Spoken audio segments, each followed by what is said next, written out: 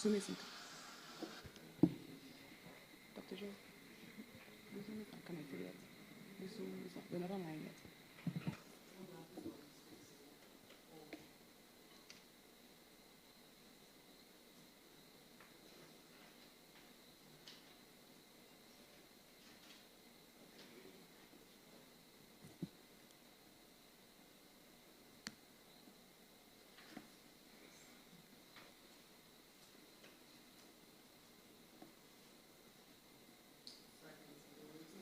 Mm-hmm.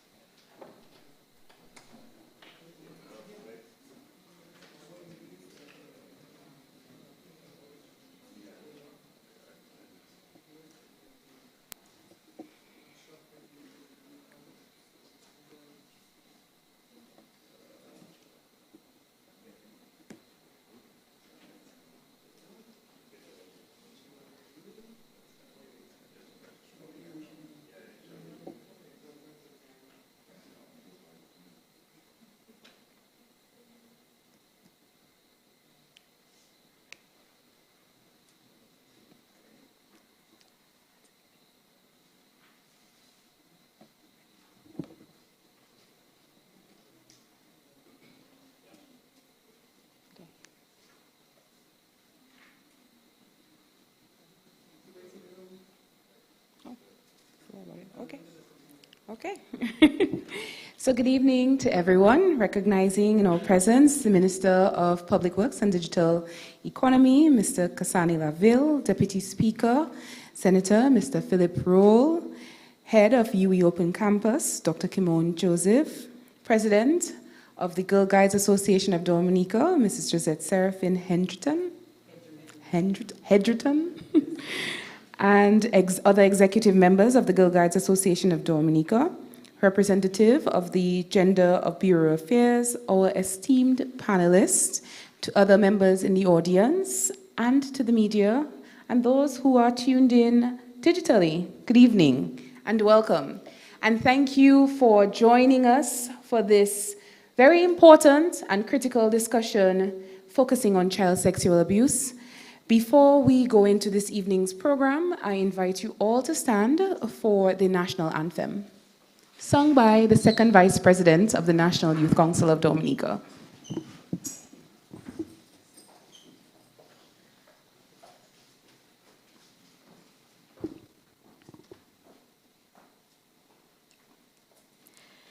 I love beauty, I love splendor, I'll to all so sweet and fair. All must surely gaze in wonder at thy gifts so rich and rare. Rivers, valleys, hills, and mountains, all these gifts we do extol. Healthy land, so like all fountains, giving cheer that warms the soul.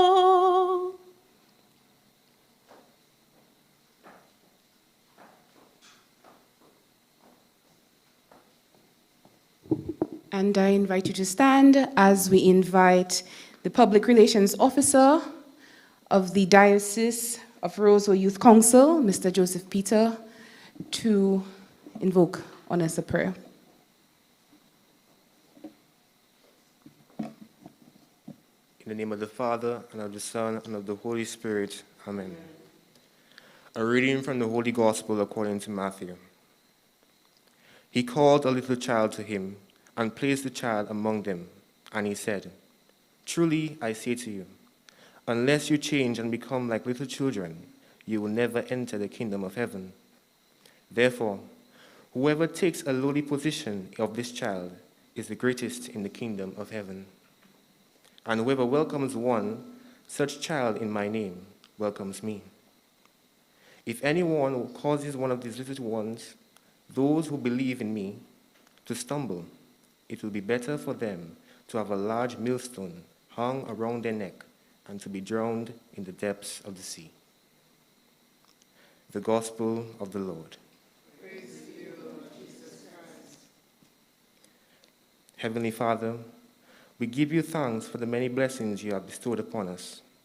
As we gather here this evening, we ask that your holy anointing be upon us. Be with the panelists here this evening. Give them insight and wisdom as they deliberate here this evening. Bring freedom and deliverance to the children who have been victims of child abuse. We know these are difficult times for these children and their families. So we ask you, Lord, to help them, to give them the strength to thrive through this difficult situation in their lives. To vision, we ask that you grant them to their parents, guardians, as they continue to nurture their children. Allow them to see you in their children. Open their eyes to any potential signs of abuse and deliver our country from all ignorance in regards to child sexual abuse. Give any child who is experienced or has been a victim of child abuse the courage to rely on you. Help them to have faith in you despite their situation, knowing that you are sovereign and that you will see them through. Bless our panel discussion this evening so that you may guide us in creating a safe environment that will protect them and bring justice to those who abuse, inflict pain, or cause sexual exploitation on our children. We ask this through Christ our Lord, who with the Father and the Holy Spirit live and reign forever and ever. Amen. In the name of the Father, and of the Son, and of the Holy Spirit. Amen. I invite you to take your seats. And thank you so much, Mr. Peter.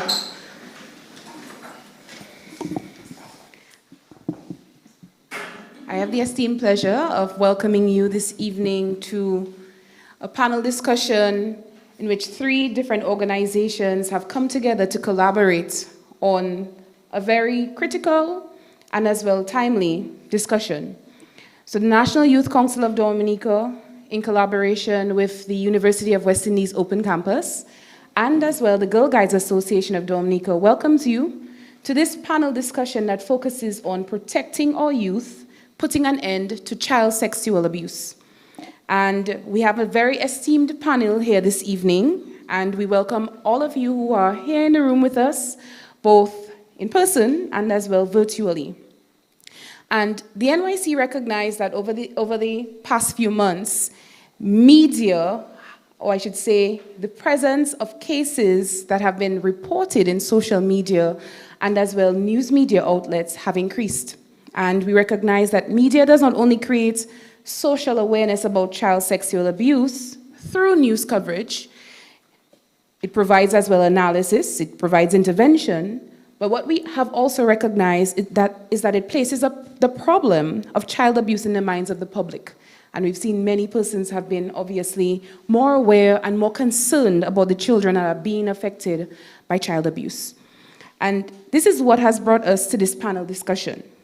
The efforts of the Girl Guides Association of Dominica has not gone unnoticed. We have obviously partnered with them as well in their efforts through the march every 3rd Friday of the month. Look out for us, wearing baby blue. We welcome you to join us as well on that, because these campaigns are designed to bring attention to the realities of what child sexual abuse looks like in our communities.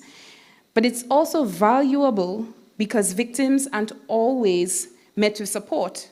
And the voice of youth should not be silenced. And these campaigns allow them to somewhat gain a voice. Awareness is positive, and it leads to greater familiarity with more resources for a cause. These actions can also lead more victims to take action. And this is what we're here today for. Action, because that's what we really want. A lot of persons have been saying, we're seeing a lot of organizations talking, but what are they doing? And it is important to continue talking because talking will continue raising awareness around the critical challenge.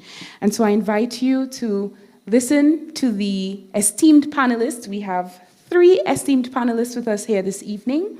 Ms. Annika Bellot, who will be focusing on understanding the Sexual Offences Act.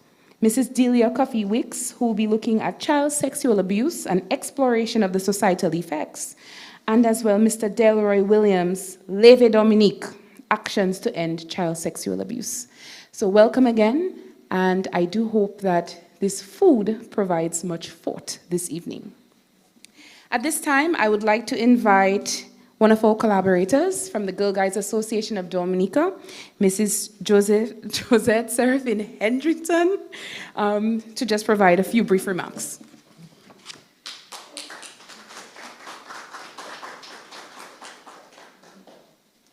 Good evening, all. I think everyone has a problem with that name, Hedrington. But it's simple when you know it. A pleasant good evening to you, Madam Moderator, Dr. Kimo Joseph, our distinguished panelists, Mrs. Delia Coffey-Wicks, social activist, Mr. Delroy Williams, Director and founder of Leve Dominique, and legal researcher, Ms. Anita Bellot. Representatives of the National Youth Council, representatives of the University of the West Indies Open Campus, invited guests, and concerned citizens. At this time, it gives me pleasure to recognize from my very own the Girl Guides Association of Dominica. We have our Chief Commissioner, Valencia Webb. We also have Commissioner Alicia Griffith, and the girls from the 10th Rosa unit. They are all here. And most of them, there was about 12 of them who were supposed to be here, but they graduated today. It was their graduation. So they must be tired.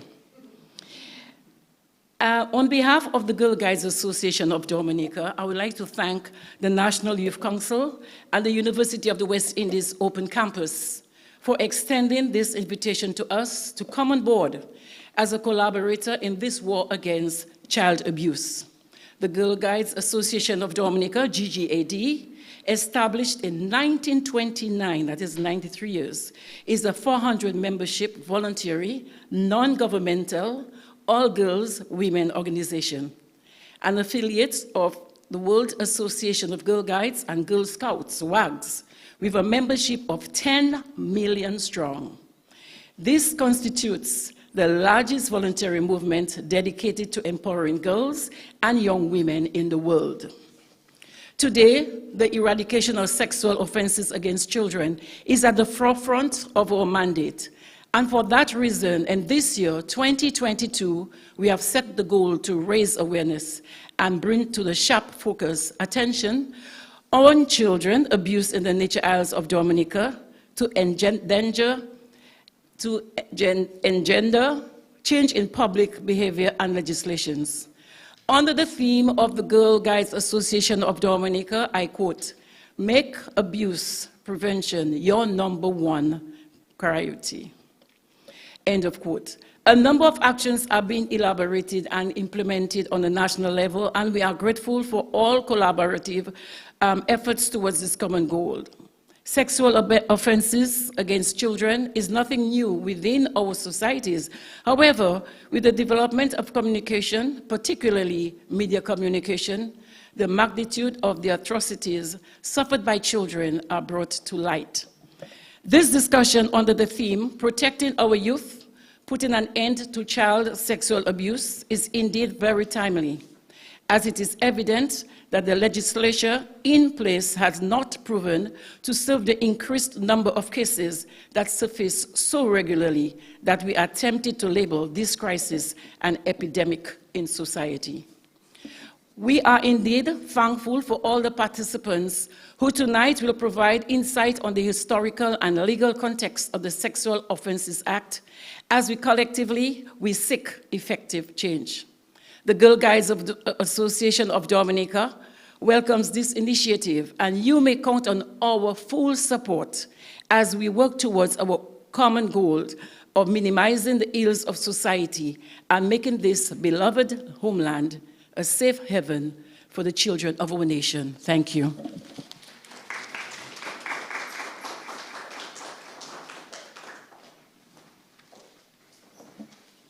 As a former Girl Guider myself, I really got into my element there.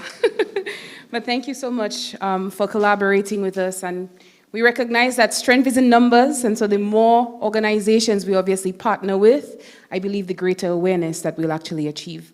I'd like to as well recognize the presence of Senator Annette Sanford. And at this time, I would also like to introduce our moderator for this evening's panel discussion, Dr. Kimon Joseph. And Dr. Joseph is always willing to assist us whenever we call, and so we're very happy to have been able to partner with the UWI Open Campus this evening. Dr. Kim Joseph is the head at the University of West Indies Open Campus in Dominica, and she holds a doctoral degree in higher education leadership and management from UWI, a master's in communication studies from the University of Leeds, and bachelor's degree in mass communications from the State University of New York at Plattsburgh. She enjoys volunteering and working in the community. She is the immediate past president of the Dominica Reading Association and led that organization's children's reading workshop project for many years. She's currently serving on the Board of Trustees, the Activities Committee, and the Hospitality Committee of the Roseau Christian Union Church, and is a board member of the Christian Union Primary School. Although she proudly hails from La Plaine in Dominica's southeast, she currently lives in the quaint village of Cochrane in Roseau Valley. We welcome Dr. Kimon Joseph.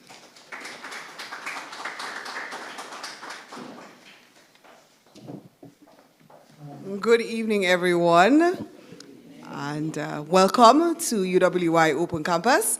To all of you, I see Mr. Lavely is there, as well as Mr. Roll and Mrs. Sanford, and to the Girl Guides, and our panelists, and the members of the National Youth Council. So good evening to everyone, to everybody listening to us online, and as well as live on DBS Radio. Welcome to you all. Those listening and watching via Imo News, welcome to you as well.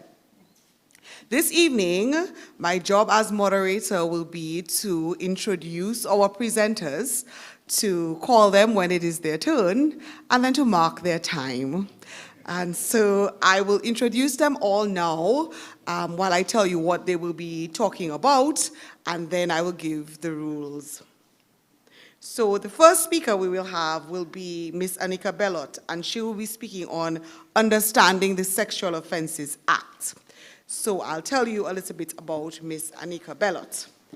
Anika Bellot is a graduate of the University of the West Indies, Caville campus, and the Hugh Woodin Law School.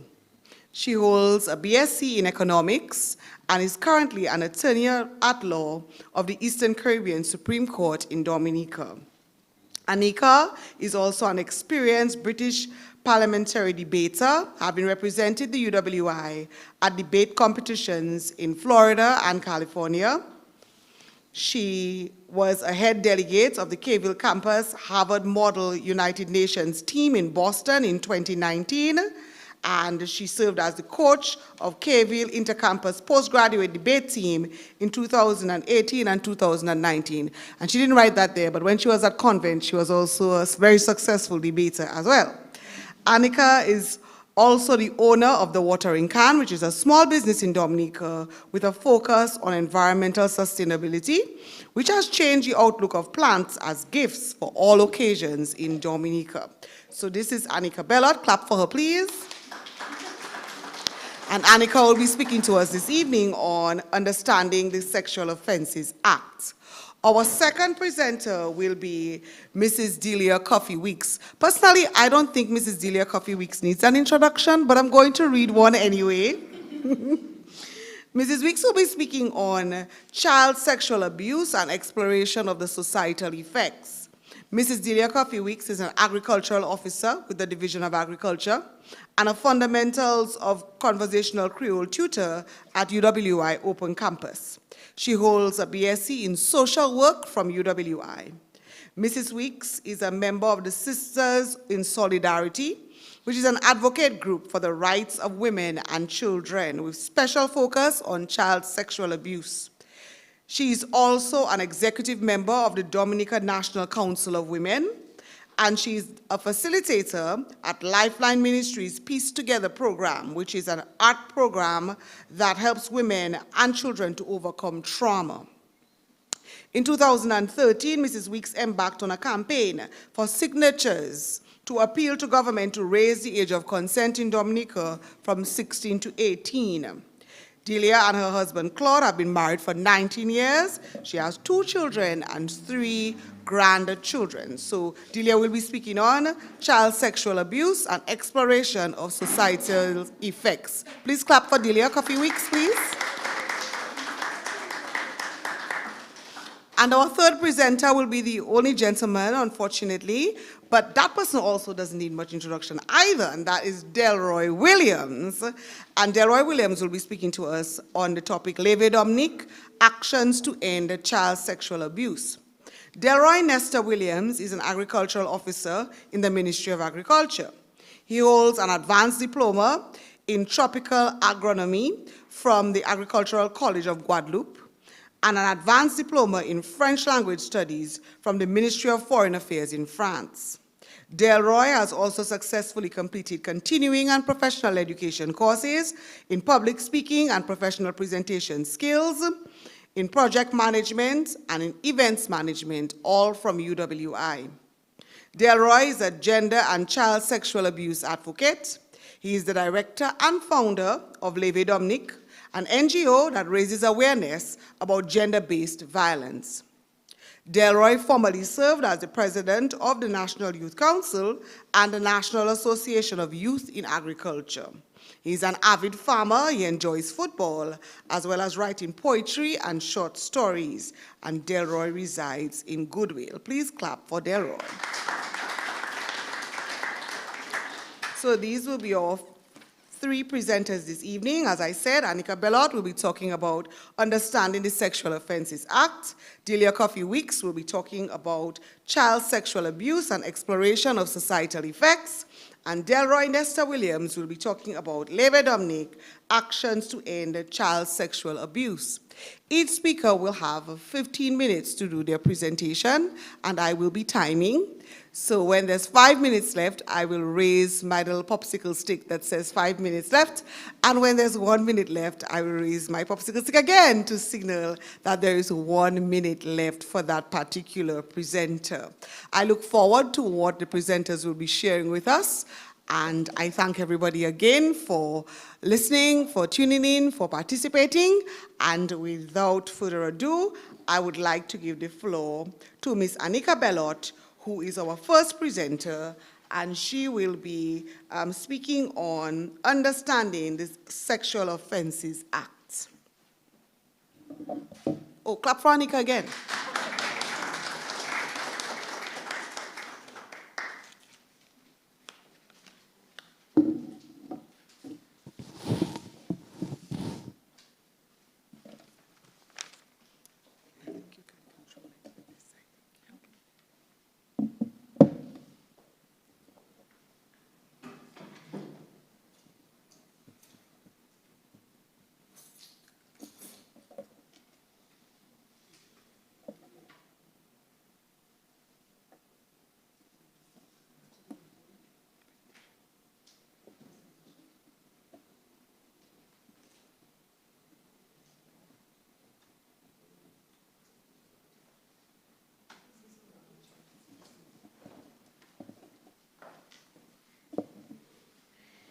And you would have recognized as well that we also would have had a 4th panelist this evening, Miss Wendy Wallace, who is actually a youth parliamentarian. And due to unforeseen circumstances, she couldn't join us, but we were looking forward to it because she was actually conducting primary research to gather insight from young people as it relates to what that youth-centric approach to tackling child sexual abuse would have been.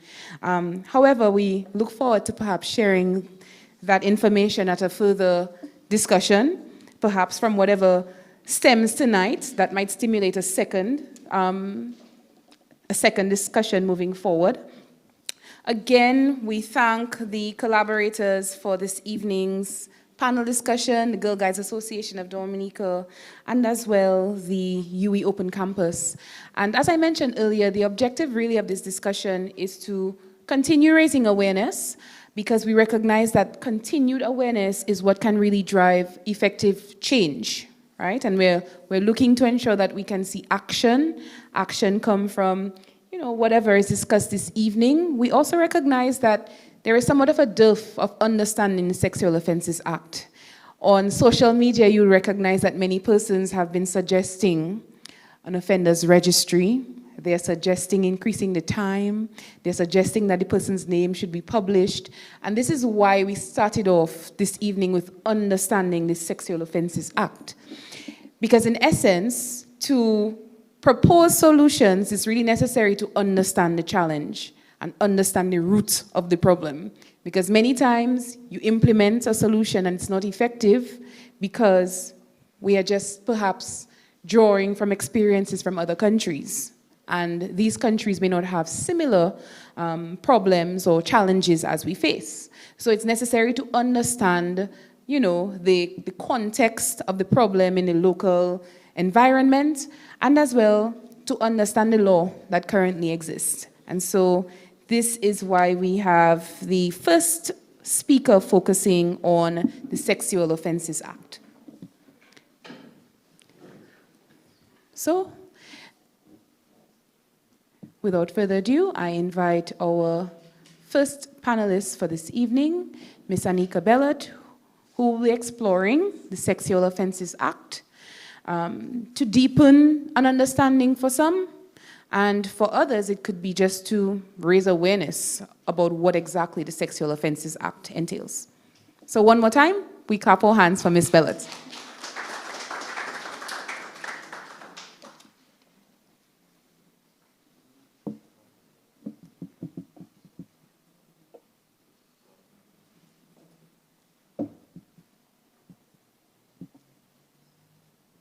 Good evening, everyone.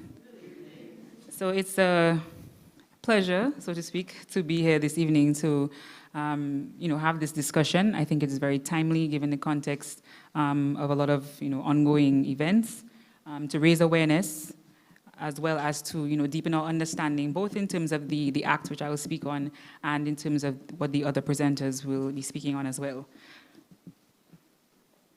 So tonight we're going to do an exploration we're going to try to understand the Sexual Offences Act. It is something that is very important in terms of, seeing what the law entails, how things are defined, and I thought it would be very fitting to start with a few definitions. So what I will say is that, throughout the Sexual Offences Act, what is contained there, obviously, there will be offenses, and it will obviously as well contain penal clauses, what happens if a person is guilty of this offense. So that is really repeated throughout the Act. So in the interest of time, I will not be going through every single offense, but I will go through a few of the more popular ones, those that occur on a regular basis. So the first one we are going to, and this is not exactly as it is in the Act, and it's a summary, because I don't think we came here to just read out the legislation. So we're going to try to, just kind of say it in our own words to get a lay understanding of the Act. So rape essentially is defined as any person who has sexual intercourse with another without their consent or without believing that the other person consented. So a few takeaways from this definition: it has to be sexual intercourse with another person. There's the absence of consent, there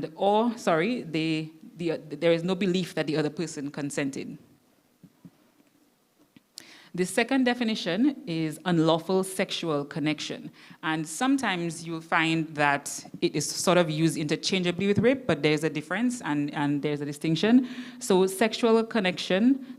unlawful sexual connection, there would be the absence of consent. So sexual connection means the introduction to any extent into the vagina or anus of a person, or any body part or any object, excluding for bona fide medical purposes. So obviously, if you go in to your gynecologist and you are conducting an exam, that would not fall within the ambit of that definition.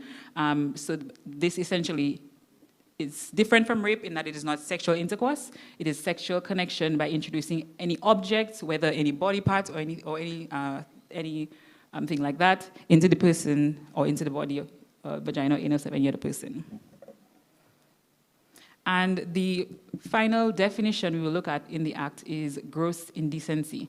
And so gross indecency is an act other than sexual intercourse involving the use of the genitals, breasts, or anus for the purpose of arousing or gratifying sexual desire. So this can be fondling. I'm sure you can, from the definition there, gather how it is distinguished, from rape and the previous definition outlined.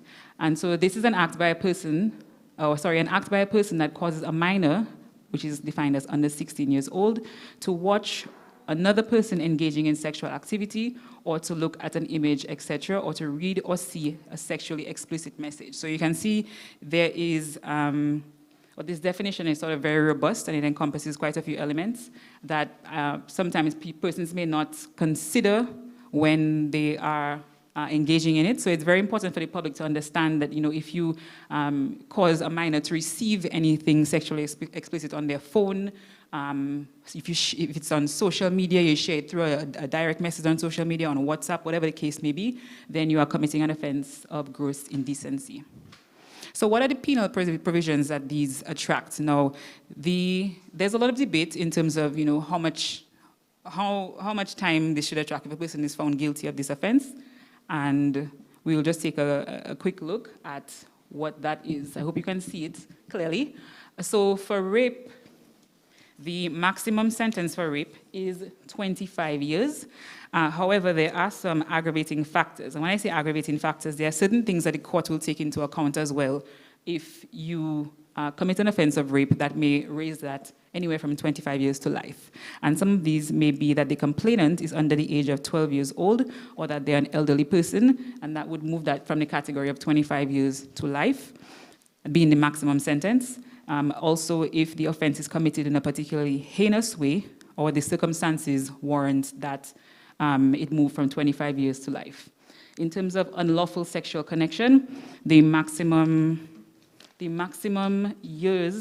sentence, is 14 years. And as well as in the case of rape, there are certain aggravating factors as well that will move that from 14 years to 25 years. Okay. And the final one is, gross indecency. And it's, as in the previous case, as I mentioned, it's the same thing. It will be 12 years. And if there are other aggravating factors similar to what was mentioned in rape, they will move it to the category of anywhere from 14 to 20 years as well. I just want to make two, for the purpose of, just the social context as well, I just have two notes. So I just have two notes that, one, contrary to some very popular belief, a husband or wife can be found guilty of rape. So I know often we may hear some people saying that, oh, this is my husband, this is my wife, I cannot rape that person, I cannot rape my wife, I cannot rape my husband. That's not the case.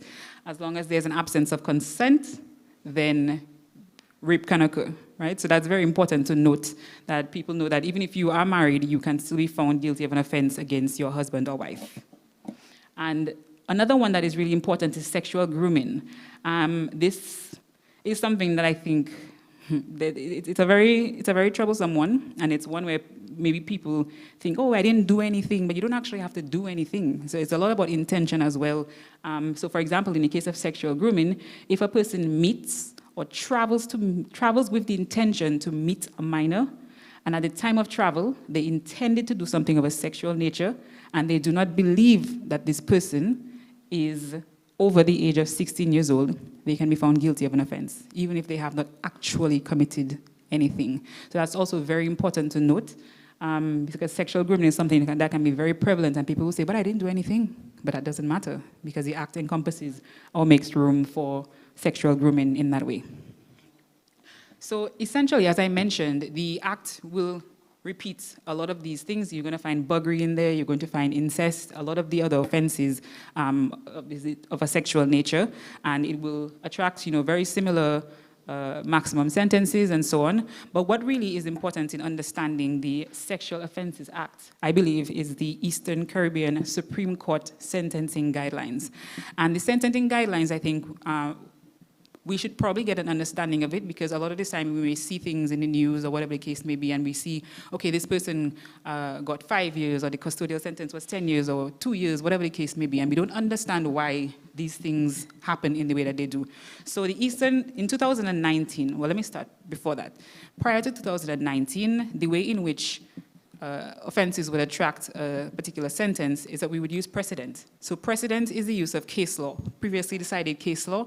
And because we are a Caribbean community, for example, if in the British Virgin Islands, which is known for handing down particularly heavy sentences, and so they're often used as precedent, if they have decided a case on a similar matter, and that case, for example, would have attracted, for example, in the case of rape, perhaps they handed down a sentence of 20 years, and then we see a fact pattern that is very similar to that in Dominica. What would happen is that they would use this case as precedent and say, well, okay, in the BVI, this is how this case was decided. These are the considerations taken into account, the mitigating factors, the aggravating circumstances, and they would use that as precedent to determine whether or not, a similar sentence could be handed down. However, in 2019, the Eastern Caribbean Supreme Court decided to pass sentencing guidelines. Maybe it was because, I'm just speculating at this point, but perhaps it was because they found it was too subjective in terms of how the sentencing would have been handed down. So they decided to do something called the sentencing guidelines. Now, the sentencing guidelines, I thought as a lawyer that I was staying far away from math, but I can tell you it's a mathematical calculation that I will not be calculating for you this evening, but I will tell you how to go about doing that if you would like to take up the task this evening. So the sentencing guidelines. So as you can see, the sentencing guidelines can be considered a long winding road where you eventually get to sentencing, but you have 6 main steps that you must attack or approach before you get to the actual sentencing of this person. So it goes from step 1, step 2, 3, 4, 5, 6, and then the sentence is handed down.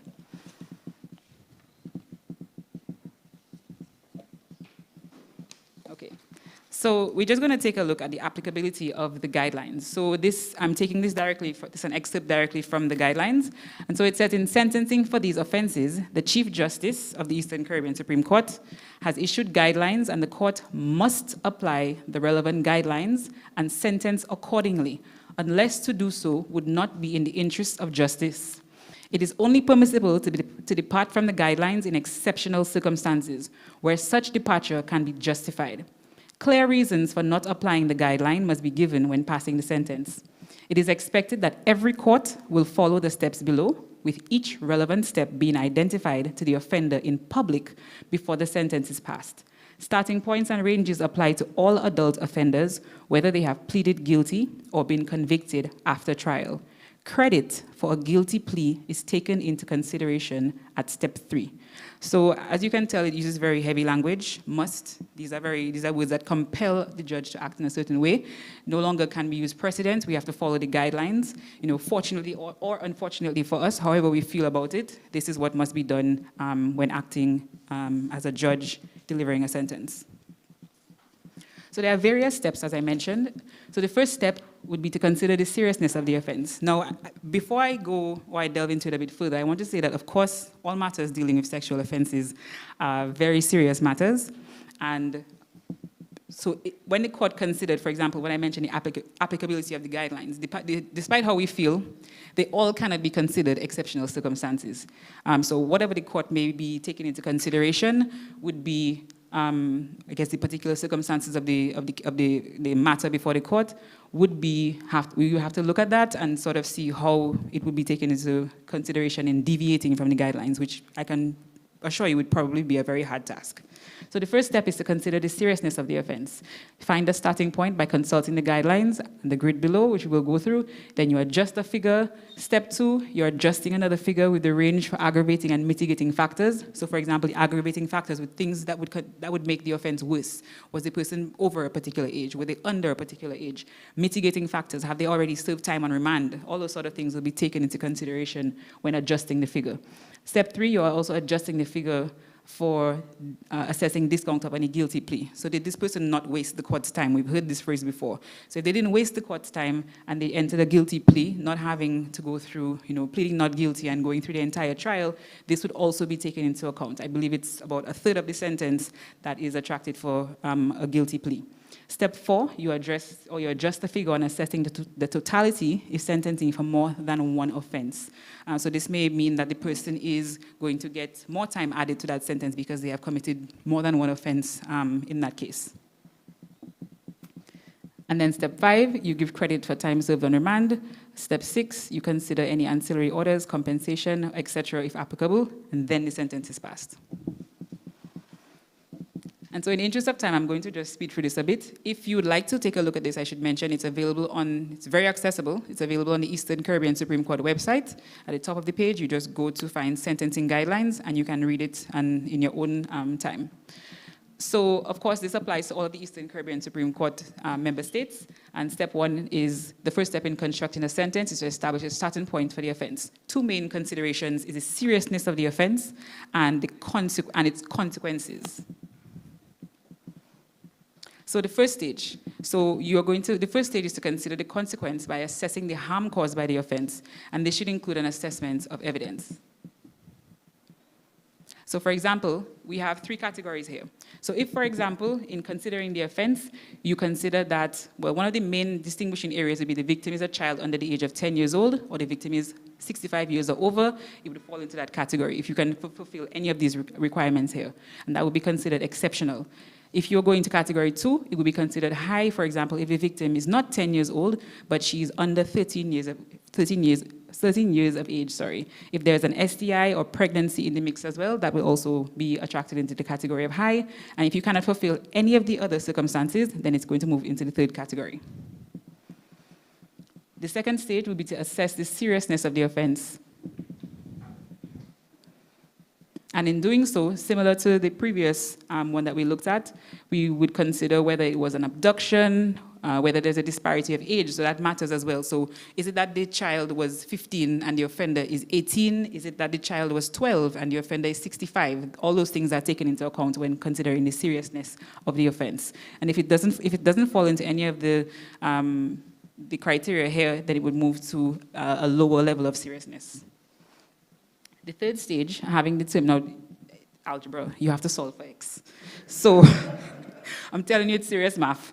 So having determined the category and the level of seriousness, you find the starting point by considering the grid, which will be on the next slide. So for example, if you have considered the categories in terms of consequence that we looked at the 3 categories that we went through, and then we also looked at seriousness. And so if you would find it under category 1, if it's the highest, then the starting point is 75%, in solving for X, and it falls under a level A seriousness, and then remember the level B would have been a lower level seriousness. So the starting point would be 75% of the maximum sentence, and you'd go from there. Again, we also have to consider various mitigating and aggravating factors that would cause the range to vary. And the 4th stage, again, there we see the aggravating factors of the offense. As we can see outlined here, whether the victim has any disability, whether drugs or alcohol was used within the offense, and any mitigating factors, maybe there may have been some initial consensual sexual activity. And we know in the case of rape, for example, someone can withdraw consent. So you may find a situation where that person, yes, they entered into the acts. This would be, of course, not for a minor child, but they may have entered into the act consensually, and then may have withdrawn consent. And it's important to know that if consent is withdrawn, then all actions must stop, or you'll be guilty of an offense. Okay, so that is, again, speaking more towards the aggravating and mitigating factors. And then step 3, you're going to give credit for the guilty plea, as we mentioned. This is just elaborating some more, and you're adjusting the figure for the totality of the sentencing.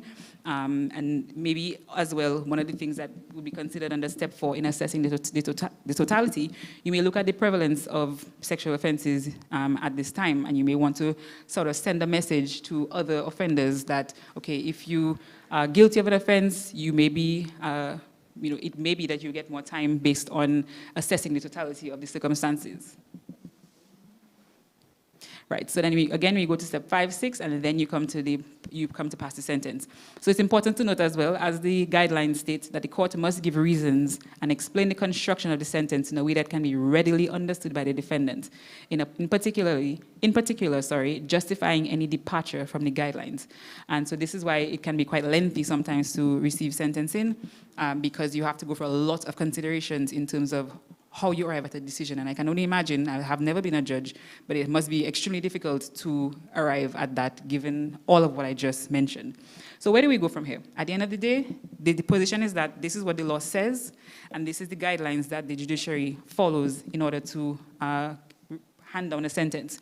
But what if we don't like it? What if we think that the sentencing guidelines are absolute nonsense, and I would like to change that? What if we find that there are things within the Act? I don't like the fact that it says one of our panelists has advocated for the raising of the age of consent from 16 to 18. What if we want to raise that age of consent? We don't like how it's defined within the Act. What do we do? And we've seen a lot of it on social media already, that social engagement is very important. And I'm sure a lot of us sitting here have already seen a lot of the comments surrounding a lot of the rising cases that we've seen. How do we do that? So we continue the social engagement, of course, having that discussion. If you don't know, you don't know. But the fact that we know now, we have to do something about it as a society. And this is a really good starting point. Well, it's not a starting point because people have been discussing it for years. But it's a point that we cannot ignore. And so we need to obviously not just speak, as Madam President of the NYC stated, we need to also write. You write petitions, you write to your local representatives. How are laws changed? Laws are changed in Parliament, laws are passed in Parliament. So a bill has to go before Parliament, the bill is debated, and then it is passed. So if this is something that we want to see as a society, we need to urge those who have the power to change it, those who we've elected to represent us, to change the legislature. They are simply, I've always said this, government and the government, opposition, everybody is a reflection of the society, and so they are supposed to reflect what we want to see from ourselves. And so we also need to continue the activism. I know Levy Dominic as well was something that sparked or opened the eyes of a lot of people to a lot of the things that were going on in our society. And I think things like that, even having more chapters, probably we can have a Levy Dominic Laplane, a Levy Dominic Soufriere, so to sort of build that engagement, because that is very important. And advocacy. I've always said that public speaking is very important. A lot of the times we have great points, but if we cannot elaborate them, if we cannot bring them out, they just fall on deaf ears. So we need to also ensure that we educate ourselves so that we can raise our points in the best way possible to represent ourselves and our causes to those who need to hear it. Because it doesn't make sense that you are going to, you're trying to write something, you're trying to elaborate your point, and you cannot really get it across. So we also need to make sure we are focused on self-development.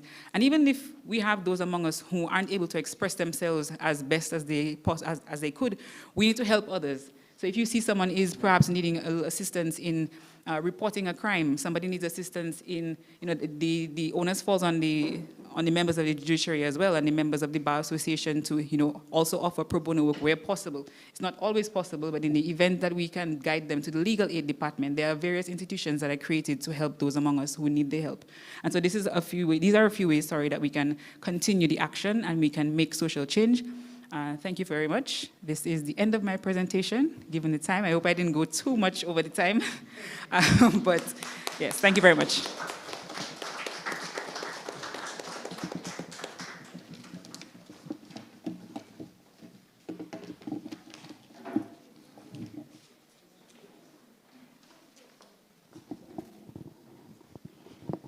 Thank you very much, Ms. Bellot, for your presentation on understanding the Sexual Offences Act. I have, and perhaps other people in this room too, have wondered about sentencing myself, over the years. That sentence, Mr. Get for that, or this sentence, but it's good to know that there is a method to it, and that you're saying that there's math involved, and that frightens me, but there is a method involved in it. So thank you very much, Anika, for sharing your insight in that regard. Our next speaker will be Mrs. Delia Coffey-Weeks, and she will come to talk about the child sexual abuse and exploration of societal effects. And I'd like you to give a warm welcome to Mrs. Weeks, who will do her presentation. Mrs. Weeks.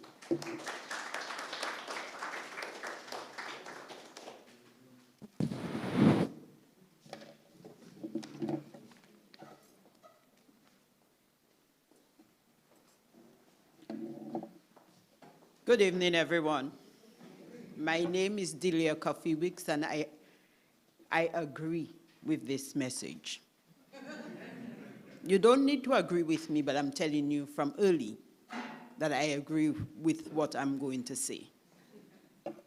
I chose not to do a PowerPoint presentation because I want you to focus on me and what I am saying. No time for trying to read while I'm speaking to you. Now, this thing, that child abuse thing, it is something that affects all of us. The reason I will tell you it affects all of us, it is because of the theory of 6 degrees of separation. 6 degrees of separation theory contends that because we are all linked by chains of acquaintance, you are just 6 introductions away from any other person on the planet. So I know you, you know somebody else, who knows somebody else, who knows somebody else. 6 degrees, we are all connected. So it therefore stands to reason that a social ill that affects one person has an effect on all of us. The social ill in the spotlight tonight is child sexual abuse. Now, I'm not a lawyer, and I'm not going to pretend to be.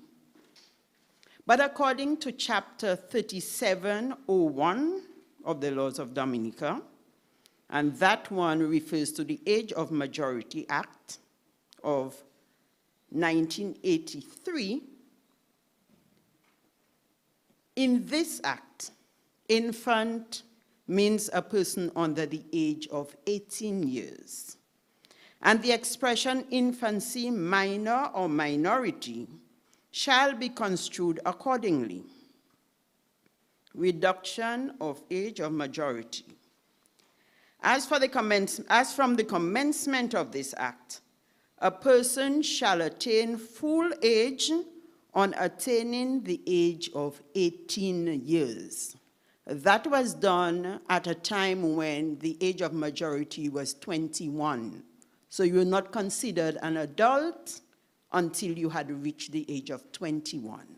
In 1983, they moved it down from 21 to 18. So according to this law, you are not an adult until you have attained the age of 18.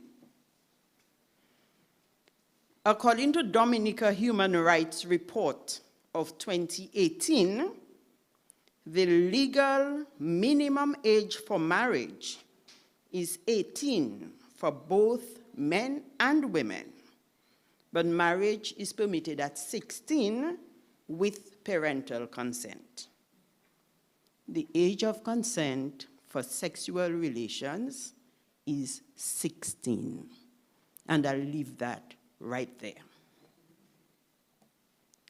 Now, child sexual abuse, also called child molestation, is a form of abuse in which an adult or an older adolescent uses a child for sexual stimulation. Forms of child sexual abuse include engaging in sexual activities with a child, indecent exposure of the genitals or other sexual parts of the body, child grooming, and child sexual exploitation, such as using the child to produce child pornography. Sexual abuse by a family member is a form of incest and can result in more serious and long-term psychological trauma, especially in the case of parental incest. And we would understand why that is so detrimental to any child, because your parents and your close relatives are the ones that you look to for protection. And when they betray that trust, if you cannot trust your inner circle, then who on earth are you going to be able to trust?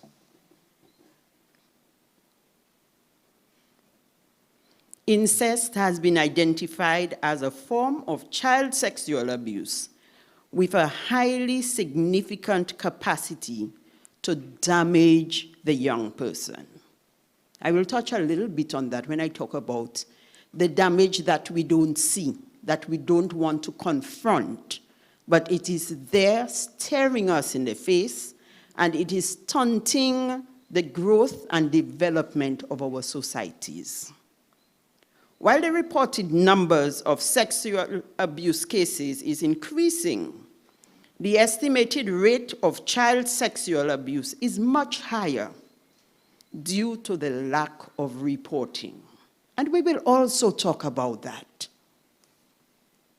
The effects of child sexual abuse usually include low self-esteem, a feeling of worthlessness, a lack of trust in adults, and an abnormal or distorted view of sex. There are some myths that exist about sexual abuse, and hopefully tonight we will dispel those myths.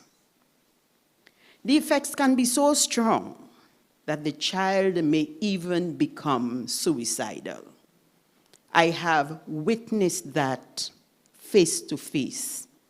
I'm not going to give you statistics because those are just figures, but I will tell you about real people who have spoken to me. I will not tell you where they're from or give you any information that will help you identify those persons if you already know them. But when you will hear their stories, you will understand this is not just something that Mrs. Wicks is making up in her head, although she has a lively imagination. Children who have suffered from sexual abuse are also at an increased risk of further abuse and may become child abusers themselves. Hurt people hurt people. So we can look at the various effects of child sexual abuse. We have the physical injury to the victim. Depending on the age and the size of the child and the degree of force used, child sexual abuse may cause internal lacerations and bleeding. So when you take the child to the doctor or to the nurse, they look for signs of bruising. In severe cases, damage to internal organs may occur, which in some cases may cause death. Let me tell you about a 9-year-old child who was sexually abused and murdered in the process. 9 years old. She was just about her merry way, collecting water from a watering hole. And that child was raped. Part of her lip was bitten off. Her neck was broken in the process. And the perpetrator traveled with that body when the people started looking for him, because where they eventually found that body, they had already searched there. That is something that remains as an ugly memory in our society. We can never forget things like that. Imagine a child under the age of 16, an infant who is not even ready for preschool, being diagnosed with a sexually transmitted infection. How does that happen? It is happening. So imagine your child or your godchild or your friend's child being diagnosed with a sexually transmitted infection. You cannot get it any other way. That is the ugly reality we're living with. A lot of times, we educate our children to stranger danger. Don't go to a stranger. But we do not educate our children to the very present dangers within our own homes and our inner circle. Most of child sexual abuse is committed by people known to the children. And there again, you see the betrayal of trust. And we have some very silly things that we do. So I know this person. My child doesn't know the person. The person is my friend. And then the person comes to visit and wants to say hello to my child. And the child somehow does not feel comfortable to go to you. And the child hides behind me. What do? I drag the child from behind me and I push that child to the stranger. We don't do that to our children. If the child is not comfortable going to somebody they consider a stranger, stop it. Do not push our children to strangers. Do not teach your children to listen to instructions given by any adult, because adults can give children wrong instructions and abuse them. We also have, because of the very nature of child sexual abuse and the fact that our children are still developing, there can be damage to the child's brain, their development. We see all sorts of things as red flags that something is going wrong. Children regress. A child suddenly starts sucking their finger, or they start wetting their bed, or they want a light in the night, or they want somebody to sleep in their bed with them because they do not want to be alone. One of the myths that we have concerning child sexual abuse is that child sexual abuse is always painful, and the children will always tell us. That is not true, sadly. Because not all perpetrators will force themselves into the children. Little boys and little girls are born with fully functional sexual organs. They do not know what it is about, but the little clitoris on a baby girl who is 1 day old is as live as the clitoris of a grown woman. So if you stimulate it, the child is going to feel a funny way. You're not hurting that child. The child doesn't even know how to behave. So it's a funny, tickling thing. I don't know whether I should giggle. Uncle is tickling me. And there's nothing wrong with uncle tickling you. He loves you. He's playing with you.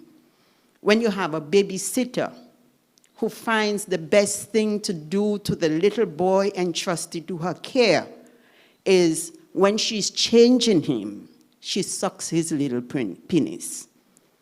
And she is so happy when it gets hard. That child is going to have a strange attraction to sexual things. That child may not want to play with other children because they just want to repeat that action again. So sometimes you see children in the daycare and they just sit there and they get into their pamper and they're stimulating themselves and you wonder why. All of that is child sexual abuse. And even when we consider the wonder that is the human body, sometimes the things that children experience is so horrible that their body will not allow them to remember. So they don't remember what happened. Let me tell you of a strange case. This grown woman just knew she had an aversion to slimy things. She didn't understand why. But she always wanted to be a nurse, and she became a nurse. And she would grind her teeth every time she had to do a gynecological examination for somebody, but she did her work very well.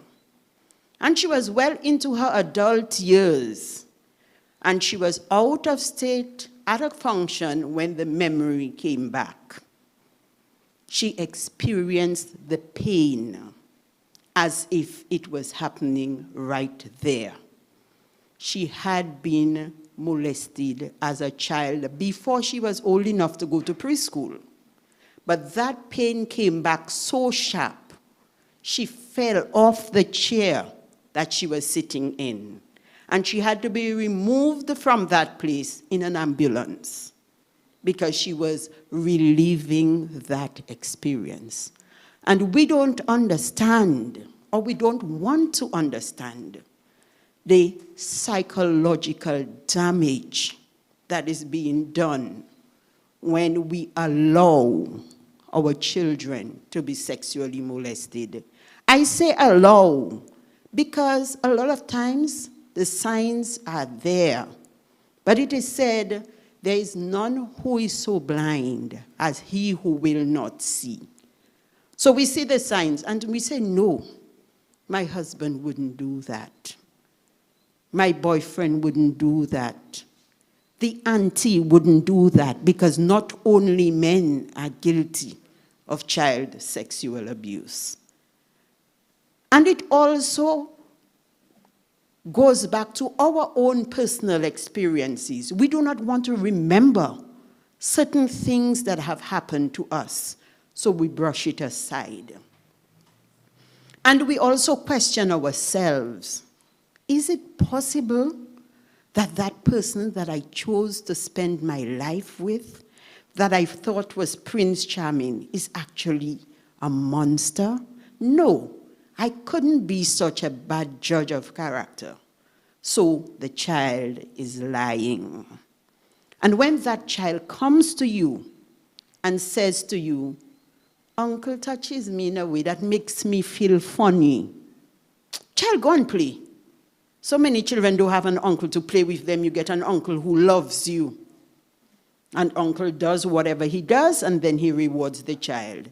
You like ice pop? Let's go for ice pop. You like ice cream? Let's go for ice cream. That's the reward for you being a nice child and for you to keep our secret. Or to keep your mouth shut, because if you don't, I am going to kill your mommy and your daddy and you, and then I kill myself. And no child wants to have to live with that kind of burden. And so sometimes we shut our children up because we as adults refuse to deal with the effects of child sexual abuse. Maybe because we refuse to remember what happened to us. And that is why we have a lot of people, dysfunctional people, walking around in society, occupying high professional roles. But if you just give them that time, when they start dropping that poison on you, when they find somebody who is willing to listen to them in a non-judgmental way, then it makes you abhor the society that you live in. Because we do not want to accept that the societies that we live in is like a festering wound, like a carbuncle that is just waiting to burst. And the sad thing about it is that when these things rise to the surface, we never know when it's going to happen. You see how sometimes people just take a gun and start shooting people? Those are the kinds of things that sometimes link back to child sexual abuse. There is so much more that can be said, but I will say to you, regardless of how insulated you think you are, if you look at that 6th degree of separation, you somehow know somebody who has been sexually abused, if not you. Some of us are walking around and we're looking at everybody else and feeling sorry for them because we refuse to remember. That is our safety net. I have been speaking for years, and I ask God to continue to give me the power of speech for as long as I'm here, for me to continue speaking. So someday, somebody is going to get tired of Mrs. Wicks constantly harping about this thing. And they may open their eyes and decide to do something about it. I am tired of being a lone voice in the wilderness. And I'm inviting everybody who is hearing me tonight to come join me, because our children are our present and our future.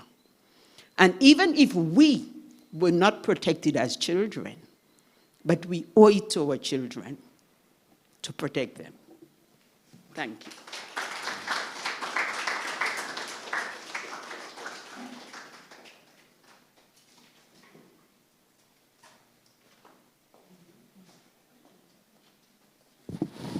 Thank you very much, Mrs. Weeks. That was very powerful. Thank you very much. I see Annika nodding. It was very powerful indeed. Our final presenter is Mr. Delroy Nestor Williams, and Delroy is coming to present to us on his own work in Leve Dominic. And so the topic is Leve Dominic, Actions to End Child Sexual Abuse. I believe Delroy has a PowerPoint, so I will help you to navigate that. Yes?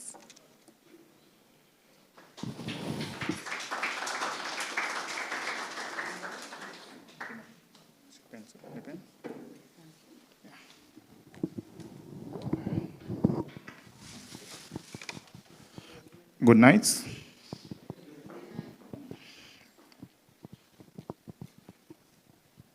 Members of Parliament,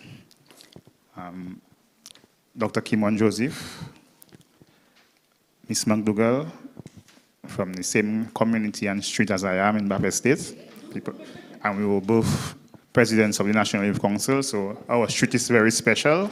Yeah.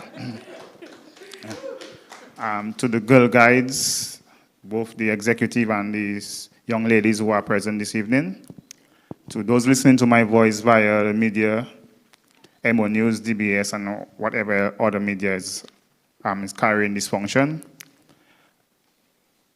Child sexual abuse. We've heard the talk. I think it's time that we put some action behind those words.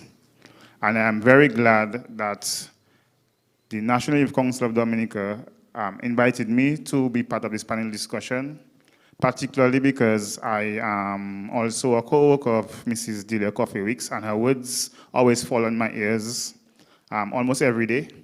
And so to follow her in her presentation, I think I will try to do justice. I'm not a natural orator like she is, but still I will lend my voice to the fight. Okay, my presentation is entitled Leve Dominic Actions to End Child Sexual Abuse.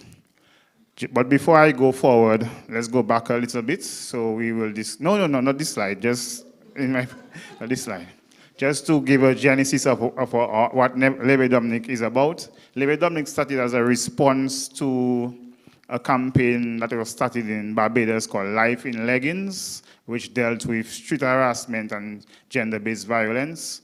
And the advocate was asking for partners within the Caribbean, and myself and Khadija Moore, we partnered and decided to launch a campaign in Dominica, but to give it a more local feeling, we decided to call it Leve Dominic, which is a Creole term, which means to stand up or get up, wake up, because we need, rise up, because we need our people to actually rise up and fight the scourge that is silently killing many of our Dominicans, not only children, but very grown adults as well. Next slide, please. This is our mantra. This is what we believe in Leve Dominic, that people start to heal from the moment that they feel heard.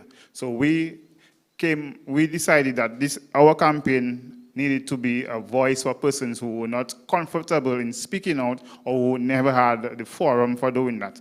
And so social media became that channel in which we got the voices and got the messages out for the various survivors of child sexual abuse. And that's a few snippets from the stories of the persons who trusted Leve Dominic to bring out their stories. The worst part was not the abuse, but his wife calling me a $2 hoe. people going by obeah man and try, basically going to school smelling of lavender, and everybody knows the red lavender, what we use that for to ward off spirits and so forth. To this day, there is this man, when he gets drunk, he yells at me that you are lying, and you sent this man to prison. That's one story, one snippet from another. I am not sure how long this went, but I do remember him coming home drunk and checking if I was a virgin. Most likely the father, by touching the private parts. He would then make me touch his penis, and right person, as it happened as a child, and as an adult, the person is still having panic attacks based on just retelling of the story. And I don't remember the exact context, but I know there was no penetration. Next story, he started fondling my breast, actually my buttpe. That means that the person doesn't even have really formed the breasts, right? Saying, long time you like to see me. Luckily enough, he didn't know that my uncles were downstairs. When he heard them, he's speaking, he left. He never drank the water. He actually came upstairs pretending to want a glass of water. That story could have gone a lot worse than how it ended. I never told anybody until I was 25. I am now 29, and it still hurts. At 12, being raped over and over by a family friend and can't tell anyone because you fear for your life and for your life of your family. The important thing about a lot of these stories is that the abuse happened when they were children, but they were only able to speak up as adults, and some even had trouble speaking up as adults. That tells us that even now, at present day, the reported cases of children being abused, there's a lot more lying under the still waters that we believe that we are seeing. And so from Levy Dominic campaign, we decided to form an organization, and this is testament to the work that we have been doing. And based on tonight's presentation, though, I will be basing a lot of my interventions on the UNICEF Convention on the Rights of the Child, the Children and Young Persons Act, which deals with juveniles before the court of the law, and also the Sexual Offences Act, which was presented earlier by Ms. Bellot. UNICEF states that a child is someone below the ages of 18, and Dominica is a signatory to that convention. And that convention speaks to various stages of childhood, but still we must remember the importance of the age, that being 18. And we should respect the fact that we've signed that convention. Child sexual abuse, it was defined by both presenters before me, so I won't even really delve into that too much, but it speaks to sexual encounter, not only a physical encounter, but also it could be exposure to flashing, grooming, and even exposure to child pornography as well. Child abuse signs. Mrs. Wicks spoke to a few signs, but I still want to lend my voice to that area. Changes in behavior. That child was an open child, very friendly, and all of a sudden that child is withdrawn. That child no longer wants to speak to particular persons. Those are signs. Avoiding the abuser. That child refuses to hug a particular person. She's friendly with everybody else, but once that person enters the room, you find she withdraws. She doesn't want to hug, she doesn't want to say hello. Those are the various signs. Sexually inappropriate behavior. Mrs. Wicks covered that earlier, but still there's things that we can look for. Whether that child now suddenly feels comfortable in bringing up language adult language about sex and so forth. Physical problems. If that child walks differently, cannot stand properly, cannot sit properly, those are all signs that we should look at. And that happens in both boys and girls. Problems at school, changes in behavior, even or the grades. The child was a straight A student. All of a sudden, the child has problems focusing in class or studying at home, and the grades drop off significantly. Those are signs that we can look for. And our children, they always give us clues, but it's us to pay attention. Most times they cannot speak or for some traumatic reason, but the signs are always there once we pay attention. And Mrs. Wicks spoke about some of the consequences of child sexual abuse, but I still want to compound that. I didn't know she was going to present based on that, but still.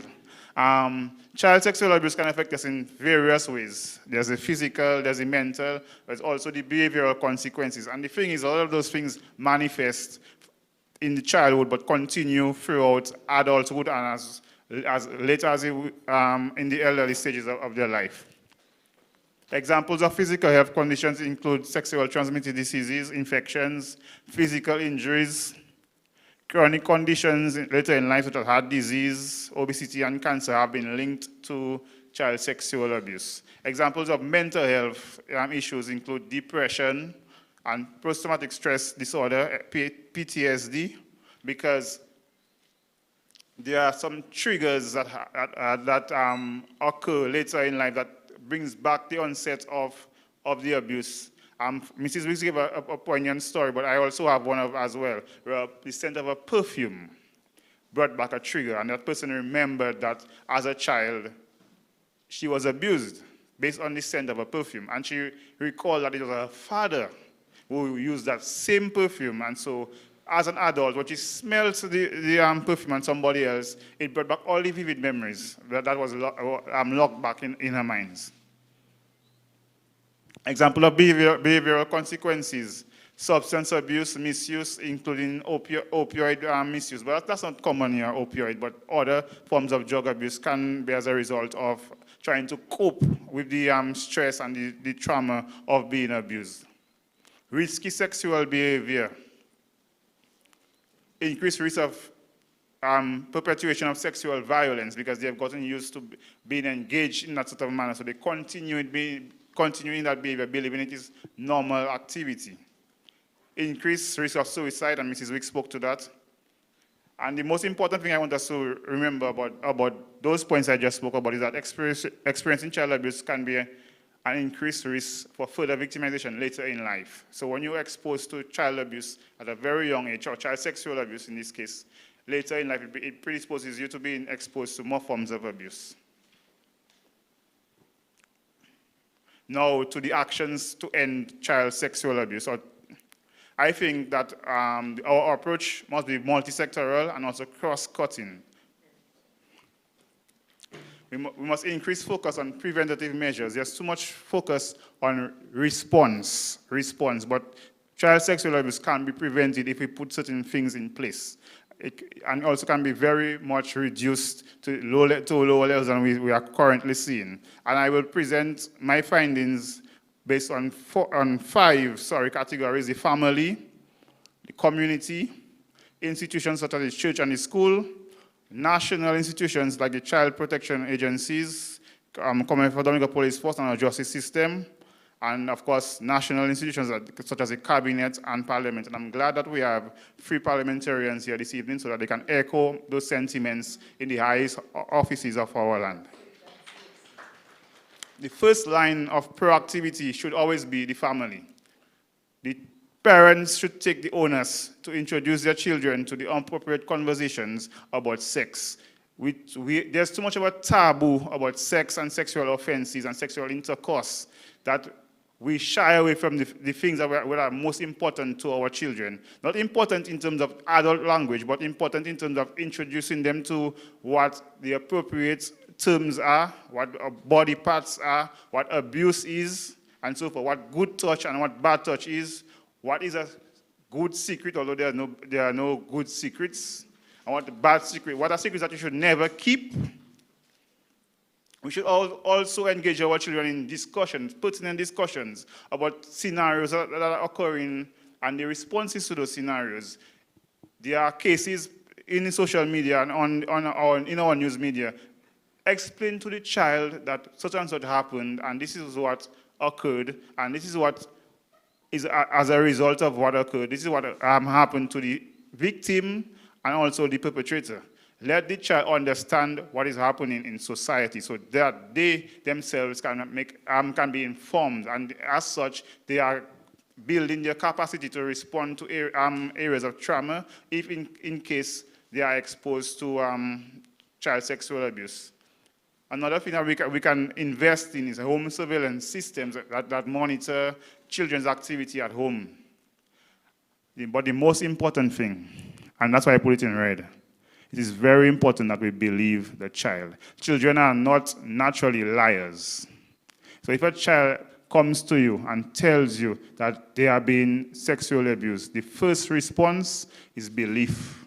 Do the necessary. Investigate for yourself. If you need assistance, get the assistance for the Child Welfare Division, the police, or the advocates. There are a number of child protection agencies and NGOs in Dominica that would be willing to assist in that regard. At the level of the community, we should introduce community policing in tandem with the local police authority. We should be that village that we claim to always have been. It's always been said that it takes a village to raise a child. It also takes a village to rape and molest a child. It takes a village to create that enabling environment for that perpetrators feel comfortable that they can rape and molest somebody's child. We should create more safe spaces and protective environment for children where they feel comfortable, whether it be within the individual community itself or at school or some other venue. We should do background checks on people who are charged with care and supervision of children. There are too many instances where we hear of persons involved in various activities, and there's always a soupçon about they being involved in rape or molestation prior to. We need to formalize background checks on persons who are involved in the care and protection of our children. Survivor support programs, there's not enough. There are too many persons there suffering in silence with no avenues to bring relief to them, to get them. Like we said, the first avenue or the first form of being healed is being heard. We don't hear our survivors. We don't listen to them. There's always this victim shaming and victim blaming that goes on, and that is always usually the first response to issues of child sexual abuse. Let us learn to give an ear and support to our survivors. Self-defense programs. This is a proactive approach that we should instill within our young children, and boys as well as girls. Expose them to areas of self-defense. It may not be the best thing in terms of proactiveness, but it is a level of defense that they can use if exposed to abuse. At an institutional level, the schools, we should engage the schools to teach healthy and safe dating and intimacy to adolescents. We should also find ways to modify or to make a lot of the complex language in legal documents and so forth, simplify it. If it means animation, if it means song, let our children understand what are within the laws of the Commonwealth of Dominica. That is to embody them. That is to arm them to make informed decisions.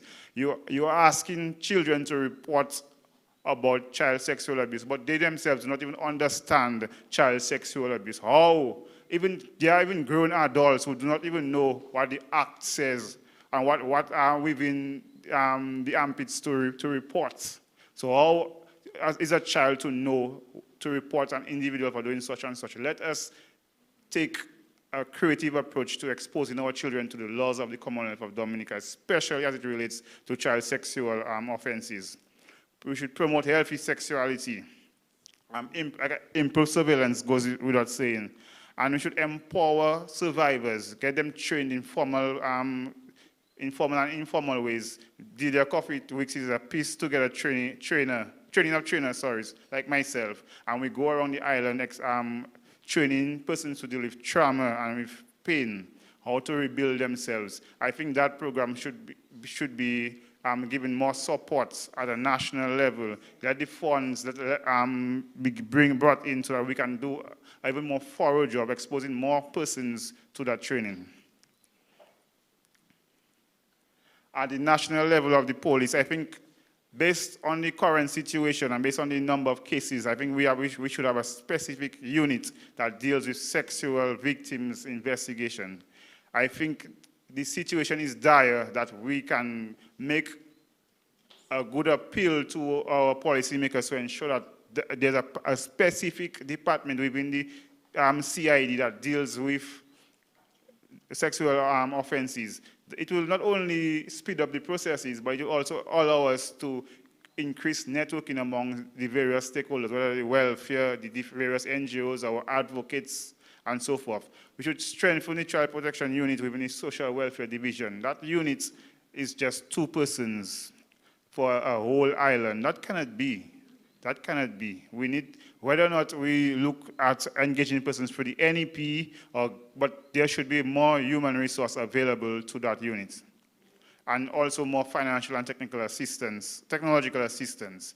I think we should also have a full implementation of the paper committal process, where a child should not face the defense attorney, where a child's story is, or a child's testimony, is presented based on in a paper document that the judge can peruse and the defense and the state attorney can peruse.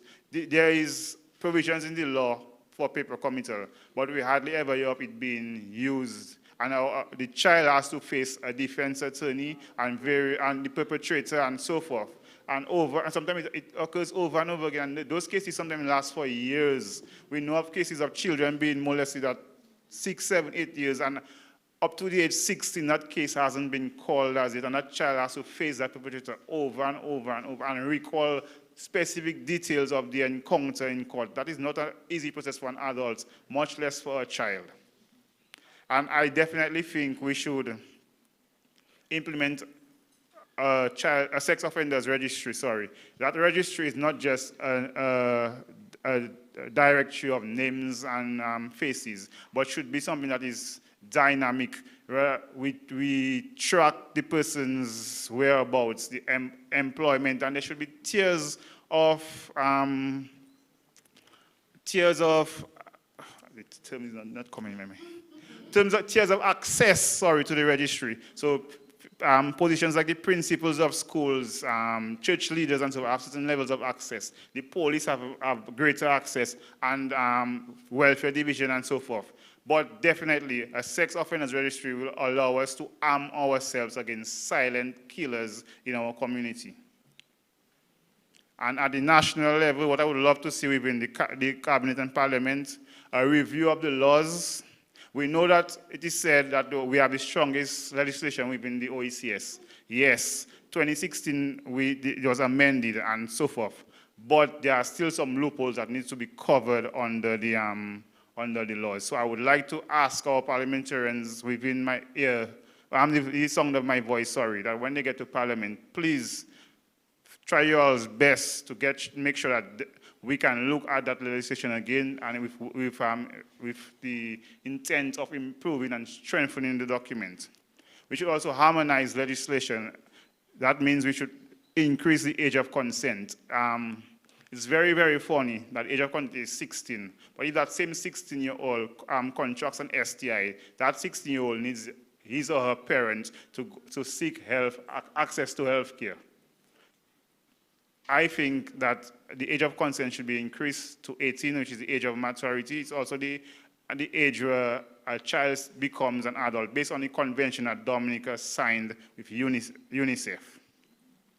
We should increase our resource allocation to the police and welfare division, which I mentioned earlier. And I think that in itself, although this list is not exhaustive, and I'm hoping that as we discuss later, more and more suggestions will come to the fore. But I think if we can address a few or most of those concerns or most of those suggestions here, we can prepare the way to strengthen our communities, strengthen our children, and build a better future for them. Like I mentioned earlier, it takes a village to raise a child, but our village has for too long not taking up its responsibility and not taking up its responsibility seriously. And so as I end, I just want to say that this is our Labor Dominic's new campaign. We are launching a campaign that speaks to victim blaming and victim shaming, and it will be a social media campaign called Stop Making Excuses, and we will, as the campaign grows, include other subject areas as well.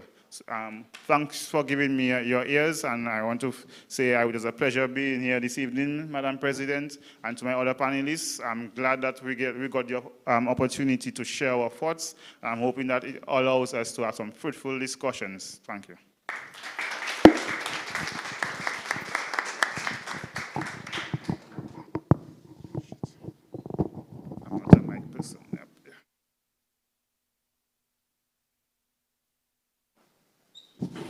Thank you very much to you, Delroy. And I just want to thank our three presenters this evening. I'd like you to give them a clap, please. I think they did a wonderful job. So just to recap, we had Mr. Delroy Nestor Williams, who spoke on Leve Dominic, Actions to End Child Sexual Abuse. Thank you very much for that, Delroy, and I'm looking forward to your campaign that is specifically targeting victim blaming and victim shaming. I think that we have serious issues with that in Dominica, so I think that that is a very good choice as a way forward because I remember being very impressed with your very first campaign. And you shared some of those stories earlier this evening. It was really a shock for me, perhaps as a very sheltered person, really looking at that and reading those stories. And there was sometimes I had to stop reading because it was so powerful. So I think that this way that you're going with the victim shaming and victim blaming and trying to put an end to that would be very important. So thank you very much. We also had Mrs. Delia Cathy Weeks, who spoke on child sexual abuse and exploration of the societal effects. Thank you, Mrs. Weeks. You looked at physical, you looked at emotional, you looked at psychological. You really delved through, looking at so the effects that type of abuse can have on young children well into their adulthood. And I was particularly moved when you said, there are so many damaged people walking about, even people in very high positions and so on. And I was impressed when you said, hurt people, So thank you very much for your presentation.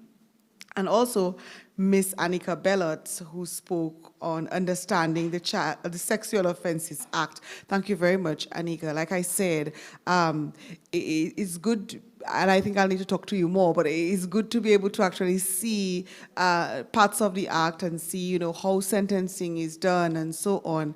I think that there's much more that we can talk about, in terms of the definitions and the terms themselves, but I really appreciated that you were able to break down some of it for us this evening.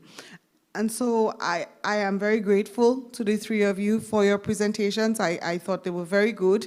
There's never enough time, is there? Those 15 minutes came very quickly, but I'm very grateful for your presentations this evening.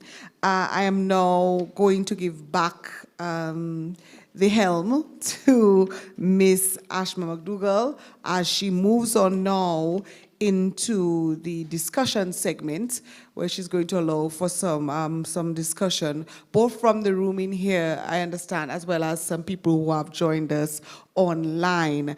And so presenters, prepare yourself. We have a roving mic, but if the questions are specifically for you, then you would come to the microphone to address the questions. So I call Miss McDougall back to take over again. Miss McDougall?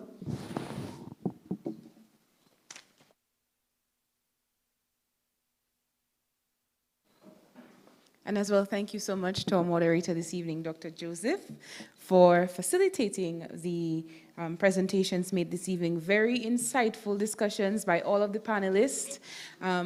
Really thought-provoking, a lot of things for us to actually continue discussing.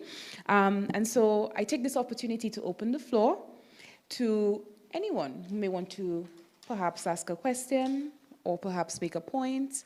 There were so many different points that were discussed. I myself have so many, but I can talk myself for days. So I will leave it to you all in the audience for any comments, any questions that you may have to any of the panelists. Acknowledging Mr. Stedman. Good evening. Yes, in relation to the act, when Ms. Bellot went through the act, I noticed it didn't mention anything regarding forced oral acts or anything of that nature. Is it that you just didn't cover that, or is that not in the act at all?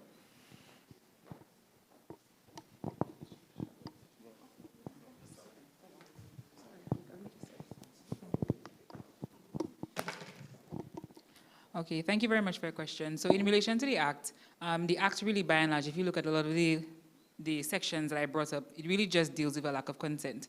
So whether or not it was of a forced nature, I think it kind of encompasses that as well, because that would mean that there was a lack of consent. So all of that is captured within the act, within the mental element of it then. So if there was a lack of consent, whether or not it was forced or not, would not be speaking to the definition. What it may cover is that it may go to, for example, some of the aggravating factors when it comes to sentencing.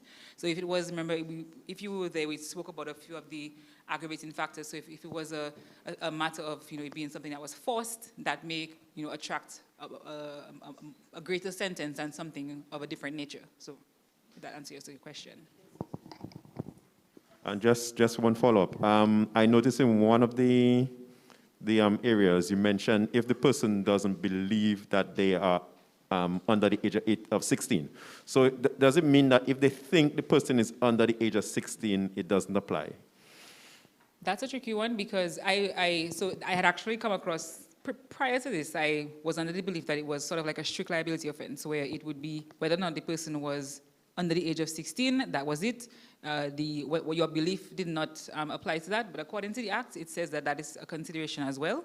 So if you believe that the child was, if you had a belief that the child, or if you knew that the child was under the age of 16, then it would apply, but I'm still uncertain on that aspect. But as far as my understanding previously, it was that if the intention or your belief would not be taken into consideration, but according to the Act here, it is a consideration as well. Whether or not it's just a matter of attracting a lighter sentence, or it's a matter of being found guilty of the offense itself, maybe a different matter.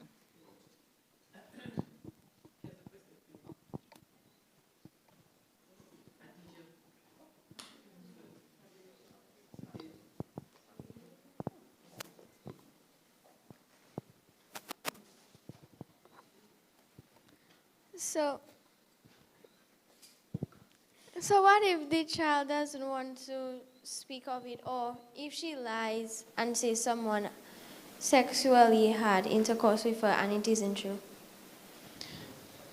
Okay, well, if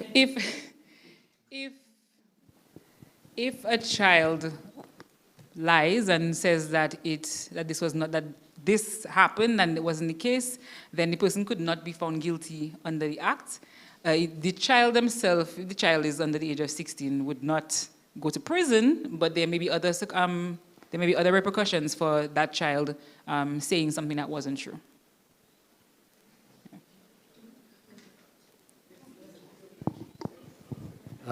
Good evening, ladies and gentlemen. My name is McCarthy Murray, and I'm glad to see that you're an economist and a lawyer. I'll say something about the law. The law there's a section in the law that, in my opinion, is counterproductive. It says that if a person has been made aware of child sexual molestation and he fails to report it to the police, he's committing a crime. I happened to come to read the law there because I appointed myself research assistant to a student who was doing a paper on child sexual abuse in Dominica. So I happened to do a little bit beyond the research at the welfare department there, and I found out that, in point of fact, there are 3 categories of people who are child sexual molesters. There are pedophiles, sociopaths, and people who have been abused themselves. So let me start at the beginning. A pedophile is medically described. We should have invited you as a panelist. Huh? So we should have invited you as a panelist because you're sharing some really important information. Sure. Right, okay. A pedophile is a medical or psychiatric description of a person whose sexual urge is directed only to children below the age of 12. And it's not a condition that the person chooses to have. A pedophile is born a pedophile. Supposedly, some 70 to 80% of people who engage in child sexual molestation are correctly described as pedophiles, which is one of a number of what they call paraphilia, which is odd sexual behaviors. So, The question comes up about what are we to do about the victims? That's all we heard here tonight, that we essentially going to punish the victim. Matter of fact, when I was coming here, you were reading out that there's cases for rape that could get you life imprisonment. The law has been changed not so long ago, in point of fact, to impose greater penalties for child sexual molestation, among other sexual offenses. And that, as we all know, has not diminished child sexual molestation. If anything, it seems to be going on just as much as it always went on before the social cry came out and the government reacted by instituting harsher penalties. So the question comes out, if the pedophile is the greatest offender, how do we get the pedophile not to act on his pedophilic instincts? The section in the law that says you shouldn't keep it to yourself there is counterproductive in this way. I happen to know in my research and so on that in Germany, that is not in their law. This section is in the US law and a couple other laws there. In Germany, it's not in the law. Because a pedophile is not a person who is unaware that his predilection is not socially acceptable. And many pedophiles are actually bothered by the fact that they are attracted to children. Yes, and the only real cure for pedophilia actually is what people actually write on Facebook and so on, castrate him, castrate him. That's, in point of fact, is the only real cure. In Dominica here, when Justice Thomas was about to leave the state, one of his last cases he did was a case of child sexual molestation. He put the perpetrator, who was convicted, in jail for 34 years. And part of the reason he put him for 34 years, which was a very long sentence, was that he said that was the second time he was coming before the court. The first time the court gave him a penalty of 15 years, so now he's giving him 34 years.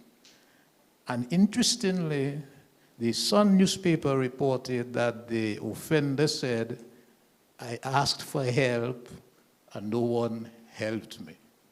So he was aware that, and most pedophiles are aware, that it's not socially acceptable to engage in that behavior. As I was saying, in Germany, they take a different approach. They say it's a bit of a medical problem, if you like.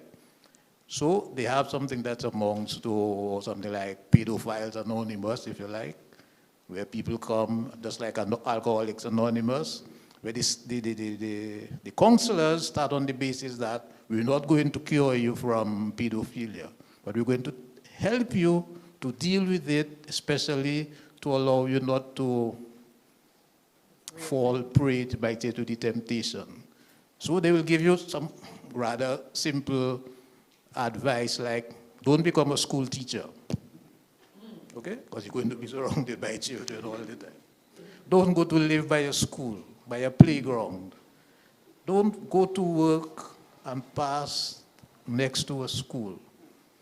So you are, if you like, protected from, if you follow the advice, you will be less likely to, in point of fact, engage in the activity. That doesn't eliminate the need for, if you like, if you're a court doing it, for the law to take its course and to imprison you. But it starts off on the basis that it's not sufficient that you have been damaged, molested, and then I go to prison. What we would like to happen is that you are not damaged, you're not molested. So it's actions to deal with the consequences of the molester, which we should take into account. Importantly, somebody here said, I think it's Mrs. Weeks, that one of the persons, a group of persons who engage in molestation are children themselves who have been molested themselves. because they learn it and they continue it. And a sociopath is usually created by emotional trauma, usually when he's 2, 3 years old, and if that's the trauma that he suffered, he's likely to repeat it as a sociopath. So our approach to the entire thing should be different, because we've been trying the legal approach, and clearly and obviously it has not worked and it will not work. So we do not know in Dominica, because nobody has carried out the research, to what extent the child molesters are pedophiles, sociopaths, or formerly molested children.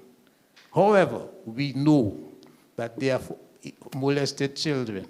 And I think the minimum that we should do is that the social welfare department should have a department, if you like, that specializes in staying with the victims until they're adult, within sole intention of their intervention, that they do not themselves become molesters. Because what has been happening is the molester is arrested, go through the criminal justice system, is put in prison, and the social welfare department says, next case, and the victim is left to fend for him or herself. So I would suggest that we, in point of fact, take this route, and in terms of legal amendments, we should amend that part of the law that says if you know and you don't tell, you will go to jail yourself. Because if I'm a molester, a pedophile, was the point, and I wish to tell somebody so that they can help me, if I'm a doctor or whatever, just me, and you start telling me that, I will say, oh, don't go any further there, because that means I have to call the police and get involved in all of that legal stuff there. So we should make it such that the person who has the predilection can legally and safely talk to a person who can help him or her overcome his predilection. Thank you. Thank you very much. I think those are very important points to be raised in light of the discussion. Just kind of working backwards from what you mentioned, I would not remove that section that you mentioned, because I think it's very important, because a lot of those among us who are not pedophiles and who harbor these quote-unquote secrets, and I think it's important to deal with that. But I also think it's important as well, perhaps, to address what you mentioned, and maybe even to include an exemption from that particular section to deal with that, or to include another section which deals specifically with those cases of pedophilia. But I also think it's important that you mentioned as well research. That was very important, and it's a shame that one of our panelists who was dealing specifically with research couldn't make it, because I think that is a very important area that is lacking, not just in relation to sexual abuse, but across many other sectors. As one of our other panelists mentioned as well, this is a dynamic issue. And the law, by and large, is very reactive to something that occurs. So yes, there may be things put in place, but increasing the age of consent from 16 to 18 is not going to create any less, if anything, there's going to be a rise in cases for sure, because now you've expanded the categories of persons who are now going to go to jail, exactly. But that's not to say it's not important. What matters is, what do we do in light of that? So yes, we are trying to protect a greater category of people, but how do we ensure that these actions do not take place in the first place? And I think, as it's been mentioned before by other panelists, but it's a community effort. It's not just a one person. It's nothing just rests on the hands of the judiciary or on the hands of the legislature or just on the welfare division. It takes a dynamic effort. And for example, we can keep amending sections from now until tomorrow. If we do not have the institution to support it, then it's not going to go anywhere. So at the end of the day, it's one thing for the legislation to say something. For example, if the legislation says that we must wear seatbelts, and we don't enforce the wearing of seatbelts, we're just going to keep having more deaths as a result of not wearing those seatbelts. So it's a dynamic effort, and I also want to sort of rehash what was mentioned previously by Delroy Williams in terms of the sexual offenders list. And I think that would be very important in relation to, for example, the categories of access. He spoke about different tiers. So, for example, if a pedophile is trying to access a job in a certain area, if I don't know he's a pedophile and I am granting him access to, a situation where they are particularly vulnerable persons, I won't know. And that is why these things are very important to implement at various institutions and to have those persons. I really love that recommendation in terms of the tiered access, because those things matter, because people like to say, oh, but everybody knows, but no, everybody doesn't know. I remember I was met with that response when recommending once having a sexual offenders registry, and they said, but this person, everybody will know. Everybody doesn't know, and that's the reality. Some people will simply not know, and having those things in place can definitely help that situation. And so yeah, so that's really what I would say in relation to what you've mentioned. But thank you very much for that contribution. And thank you so much, Ms. Bellot, for your responses. I'm going to actually take a question from the virtual platform, because we do have persons in the audience virtually who have joined us.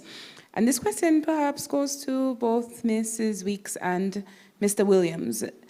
And Lassa is asking, how are other forms of child abuse, so neglect, physical, emotional, connected to sexual abuse? Is a neglected child more likely to be abused in other ways?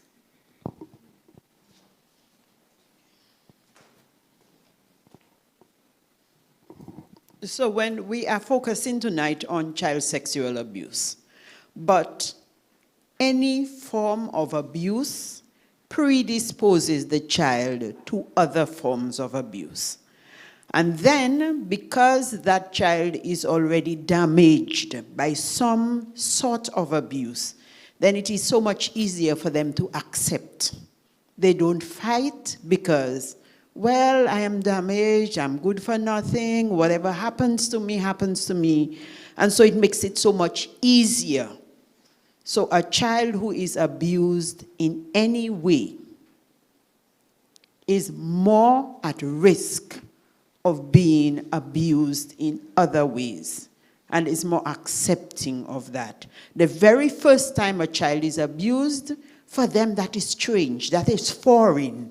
They may tell somebody, they may fight against it. But it's like the battered woman syndrome.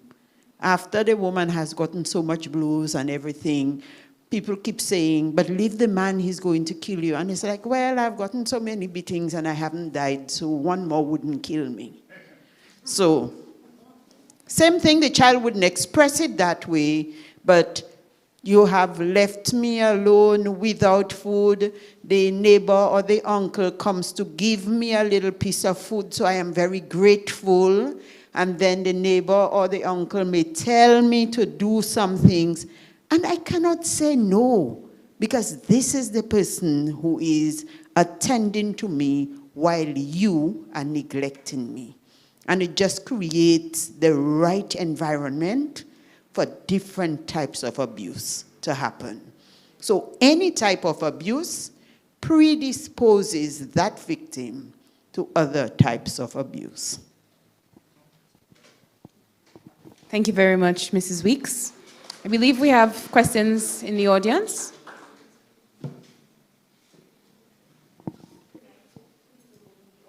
And online. I just wanted to point out something that's been troubling me for a very long time now, and that is the genuine lack of acknowledgement from adults to children between the ages of 14 and 16 that are experiencing any form of sexual abuse. Me saying that means like teenage girls, usually between the age of 14 and 16, as I previously stated, are generally out with boys. And what some people don't realize is that they go after older men as well. And their parents and teachers will know about this because they don't really try to hide it. And at the end of the day, these things, they usually lead to child pregnancies, STDs at a young age, lack of focus in school. These sorts of things usually happen. And parents usually just say, oh, my child just doesn't listen to me. She always talks with boys. And at the end of the day, you're just letting them go out.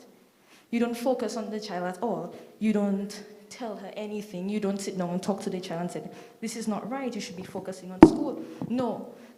In Dominica, people like to say, oh, she's a teenager, she's in high school, she's old enough to think for herself, so I don't need to go out and try and help the child. She's still a child. She's no longer an adult. She's under your roof. You have responsibility over that girl, and you refuse to take acceptance of what she does. Everyone always says, oh, Dominica girls this, Dominican girls that. Where does the help that they receive? Even at school, teachers will be like, I always sing that child. I'll say, boys, you never talk to her.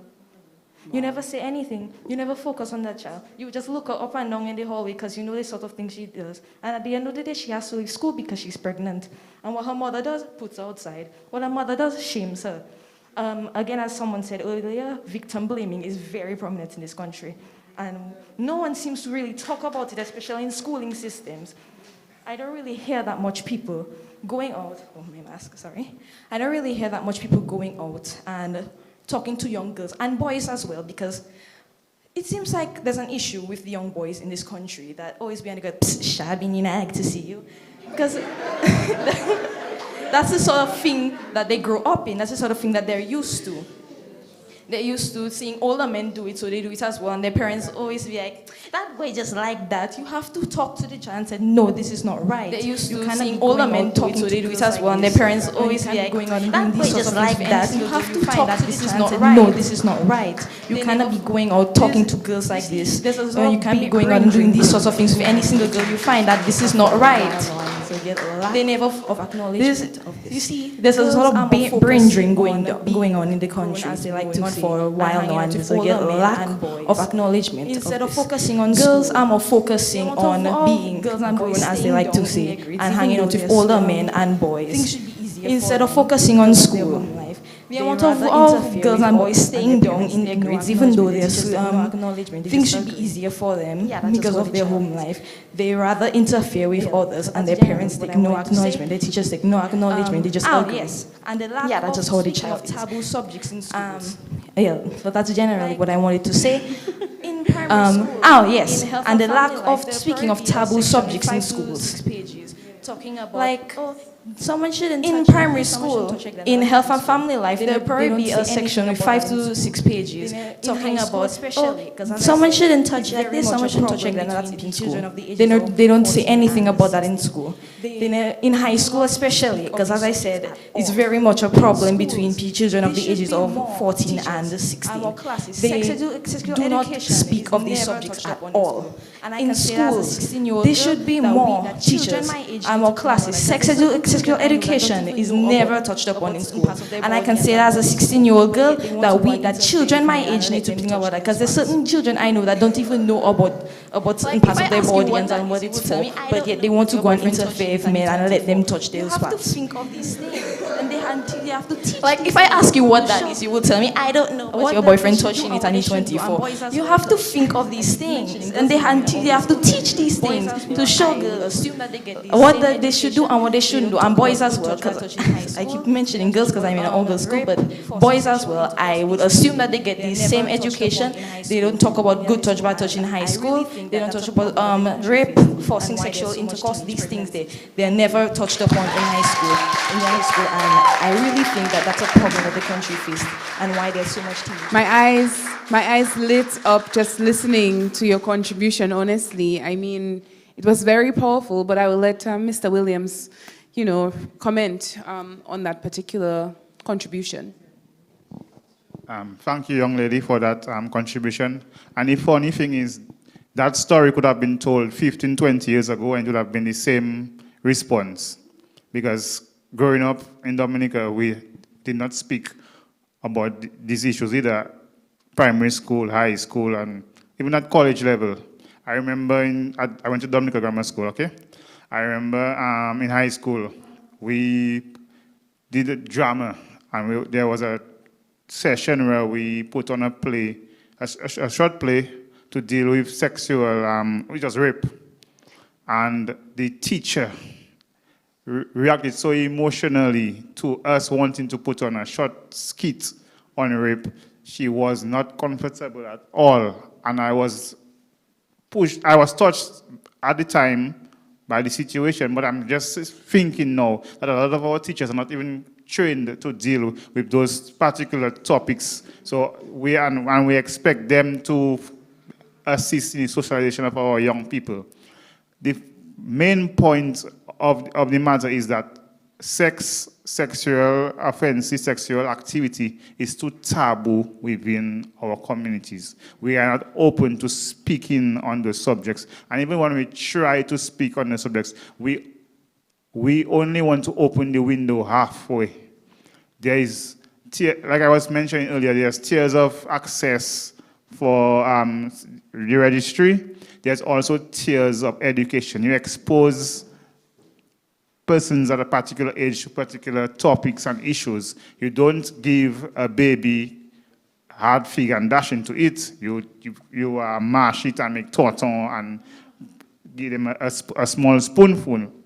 That is the same approach we should take with dealing with sexual offenses and sexual related issues.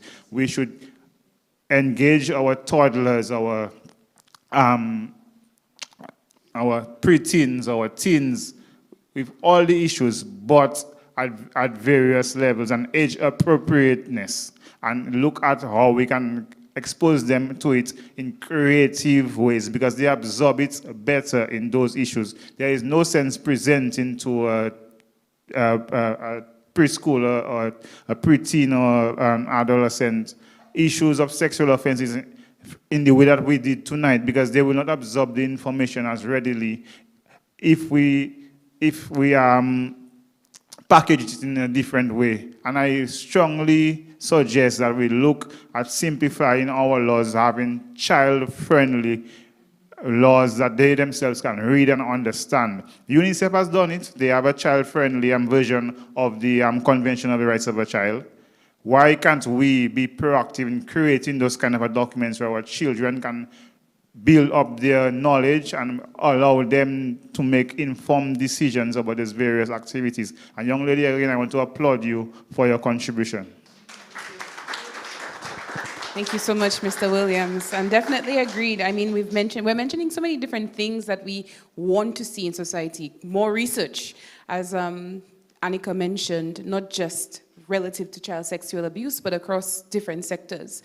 And as well, as you're referring here to information. Information failure exists in Dominica. A lot of things are happening, or a lot of things exist and we do not know about it. So how are we actually making that information public? Do we have any other questions within the audience? Okay, we'll take a few more. Oh, I also want to recognize the presence of the president of the Dominica Council of Aging, Mrs. Ophelia Marie, and cultural icon. Thank you for joining us, Mrs. Marie. We'll take two more questions from the audience as we are actually beyond time.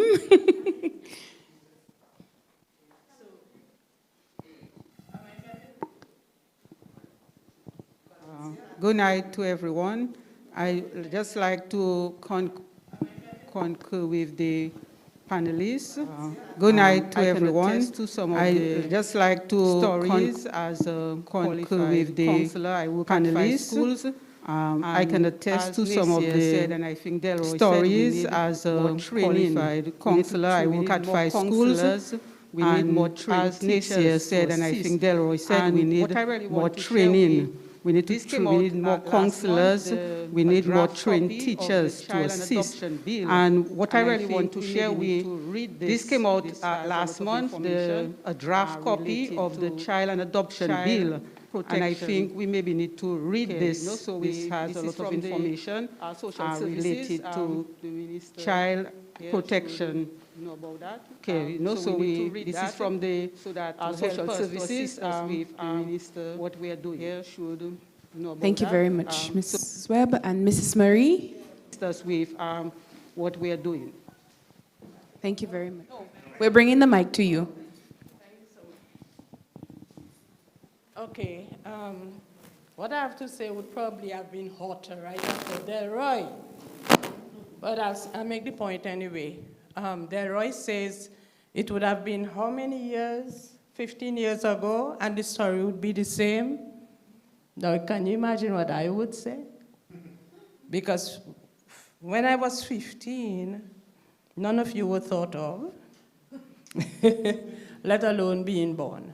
And I have to tell you that the stories would have been the same. The questions would have been the same. I want to challenge those of us who are behaving that we know some things and that we don't know all. I agree, we know some things, we don't know what that is for. We touching it and we letting the boyfriend touch it.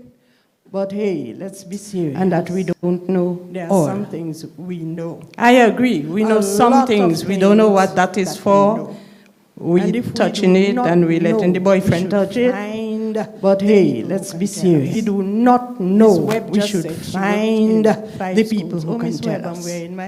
Miss Webb just said she worked in 5 schools. Oh, Miss Webb, I'm wearing my... I used to be a brownie. And I couldn't go to the march, but I wanted to show. I wasn't a guide, but I used to be a brownie. And I couldn't go to the march, but I wanted to show that I'm a partner. That are happening to you. I also want to tell you that a lot of things that are happening to you, not that they don't know what also is what happening to older persons, where and what have you. Not that they don't know what is what and what to go, where and what have you. But there is the thing about people wanting to touch them in ways that they don't consider positive or welcome. And all the other types of abuse happen among older persons too. It makes me feel that we have to approach those problems, get into the thing. Together. We have to approach those problems, those situations together. Each one of us has a role to play. And if we are not sure what those roles are, please let us find somebody who can explain it to us. Some mothers could not. My mother could tell me about period and what have you. Some mothers could not when I was growing up. And some of you know more than. And even now some behave, or the young people know already. And some of you know more than the older persons. And go. Okay, so let us get serious about what we know and go after what we do not know, everybody who needs protecting. To protect ourselves and to protect everybody who needs protecting. I want to thank the National Youth Council for inviting me. So again, I was the first secretary of the first National Youth Council. God bless you. So again, I'm home. In there. This is our country, and we're working. God bless you. For the and hang in there. This is our country, and we're working. Thank you so much, Mrs. For the good of that. And as well, we also have a point here from Mrs. Doubling, Marcia Doubling from the Girl Guides Association of Dominica, and she says we need training of our educators, parents, students, and community regarding dealing with issues of sexual education. She also made mention that as a community, we need to revisit the age of consent, and this was something that was already discussed earlier. She said at 16, a child is not allowed to drive, to vote, or marry because they are considered to be immature and not responsible enough. And so we thank the listeners who are online, and as well we have one more comment from...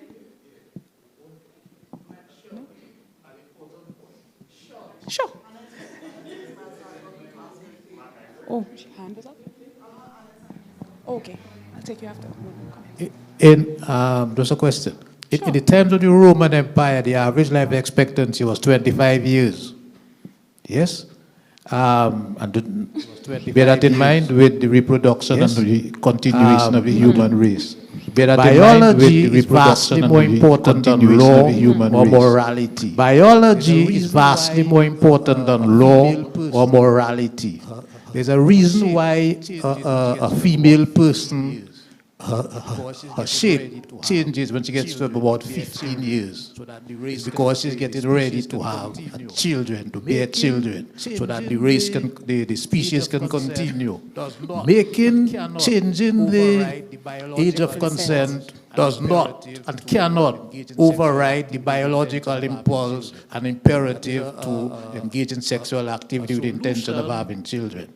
That is a solution that's looking for a problem. I prefer, and so that's why in my own perspective, doing research and then coming with some informative solution, or I should say conclusion. We have a comment from Senator Sanford. So I invite you, Mrs. Sanford, and it's our last comment or question for the evening because we are way past our time. And we have some young ladies with us here this evening. We want to ensure that they get home very safely.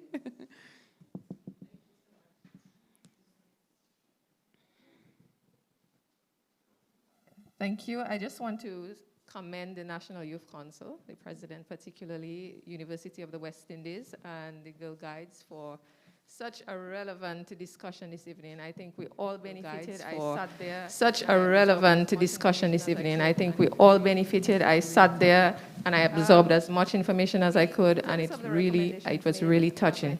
In terms of the recommendations made, I think they are all very good recommendations. I would also like to add a sector of the mental health, particularly with what just happened. I think we need to strengthen our mental health system. A lot of the districts, I know before we had mental health nurses in every district. Right now, you can hardly area, and also to offer counseling for the victims. Because find a mental health nurse in the district. So we need to strengthen this area and also to offer counseling for the victims. Because in my area, I know that there are people who have gone out, they have spoken about what happened to them, but the Youth at Risk Department, I believe we will need to look at ways in which we can strengthen these areas in terms of more finance, more human resource to be able to reach out to these young people. One question I have for, let me see the lawyer. Ms. Bellot. Ms. Bellot. One of the major problems we've been having with the child sexual abuse really is that many of the perpetrators do not get the full sentence that they deserve. And I would like to know what are some of the challenges that the judiciary face, and what can you all do, or what can we do to strengthen it? Because in my area, I know that there are people who have done the act, and then 2 days later, they are out on bail, they are out walking the streets, and it is gone for years. So what can we do to strengthen the judiciary?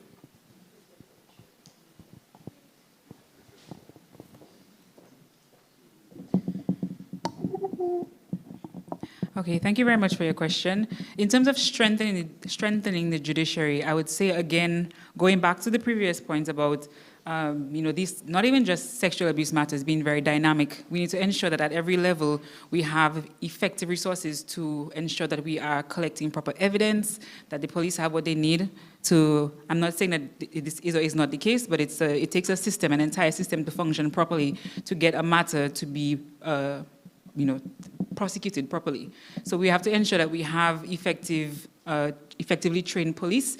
One of the panelists mentioned something in relation to having perhaps a special unit to deal with sexual offense matters.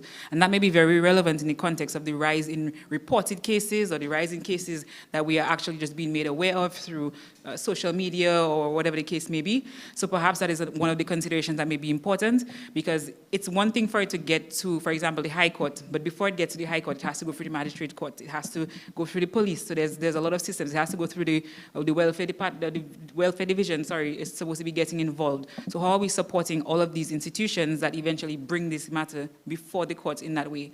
As well in relation to, for example, bail. So there are certain offenses that you will have a right to bail. So if the person has a right to bail, we cannot deny them in the circumstance of that right, even though it may be of a particular nature. So do we have to look to the legislature to perhaps review certain areas in relation to, okay, how do we ensure that this person is not interfering with witnesses? How do we ensure that this person is not out on the street reoffending?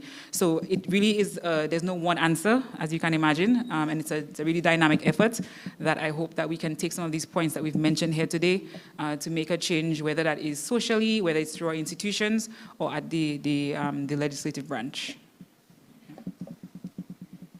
Thank you so much, Ms. Bellot. I think that's a very nice way to actually end our discussion this evening, that there's no one solution. I think we've recognized that there were so many different propositions this evening. Sex offenders registry, more of a communal effort as opposed to the individualistic approaches we're seeing right now in our society. raising the age of consent. We had so many different contributions that were provided, and especially the comment from our girl guide. What's her name? Lacia. I may just be like Mrs. Wixton and give her a name, so I will not say. And at the National Youth Council, we actually prioritize, Senator Sanford mentioned it, we prioritized mental health as a key area in our pre-budget consultation with the government last week, because we do recognize the linkages. There is a linkage of child sexual abuse to mental health, and we're seeing the burden and the cost economically, we're seeing it mentally, we're seeing it psychologically on society, and so it means we need to ensure that we can propose effective solutions that can potentially change the situations that we're experiencing. But what we've recognized this evening is that this conversation, as Annika mentioned, it's not the start, definitely not the start, and it won't be the end either, but I feel like it's necessary for us to document, because documentation is something that is lacking as well, and potentially present. So we'll go to our Minister of Youth, and present some of these solutions that have been proposed this evening. I'm happy for the attendance of 3 parliamentarians this evening, because they were here, so it fell on their ears, and perhaps they can take it back to their colleagues, because I believe these are the spaces that they need to be in themselves, so that they can hear what persons on the ground have been echoing. And I think this is the close of a very informative discussion this evening. At this time, I would like to invite the first Vice President of the National Youth Council, Mr. Fael Landa, to deliver a vote of thanks.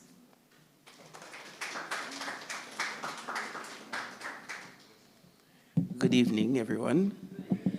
Now, I'm known well within National Youth Council as the troublemaker on your executive. And I'm grateful that I am here to end this discussion. So, Ms. Bellot may have said that this is not the beginning of the discussion, but it feels like the beginning of something new. And I'm grateful that we are here this evening, and I've chosen to change my vote of thanks into a charge to the public and those of us here. When I started off nursing school, I remember people saying, oh, why nursing, why nursing? And I always tell them, you have to start something for it to matter to you and see why it is important. So we've started this discussion, even if it happened before. But to those of you listening to the sound of my voice, you must go out and call to action those who need to hear you. Don't let tonight's discussion fall on deaf ears. We have enough people inside here who can tell somebody to tell somebody to tell somebody. But we cannot allow it to just end there. We have nobody but ourselves to blame. That being said, thank you to the UWI Open Campus for hosting us this evening. Thank you to the National Youth Council of Dominica and the planning committee therein. Also, thank you to the Girl Guides Association for joining in on this panel discussion, and thank you for joining us this evening. To our panel, oh my God, I honestly, Auntie Delia, every time you start to open your mouth, I just want to listen and listen and listen and listen. And I was listening via simulcast, because I'm just coming from work, as you can see. But you honestly opened my eyes to some things this evening. Delroy, always a pleasure to listen to you. Nesta Williams, as well as Annika Bellotz and Wendy Wallace, thank you so much. Wendy, though she wanted to be here, but I want to say thank you to her for actually having said yes initially. But again, I want to implore everyone who is here this evening, and to those of you who are listening to the sound of my voice throughout the length and breadth of Dominica, we have to take action. Because this conversation is very timely and important. But we have to keep talking about it up until it becomes unnecessary. Think about that. It is timely, it is important, but we have to keep talking about it up until it becomes unnecessary. Thank you very much. Have a blessed evening.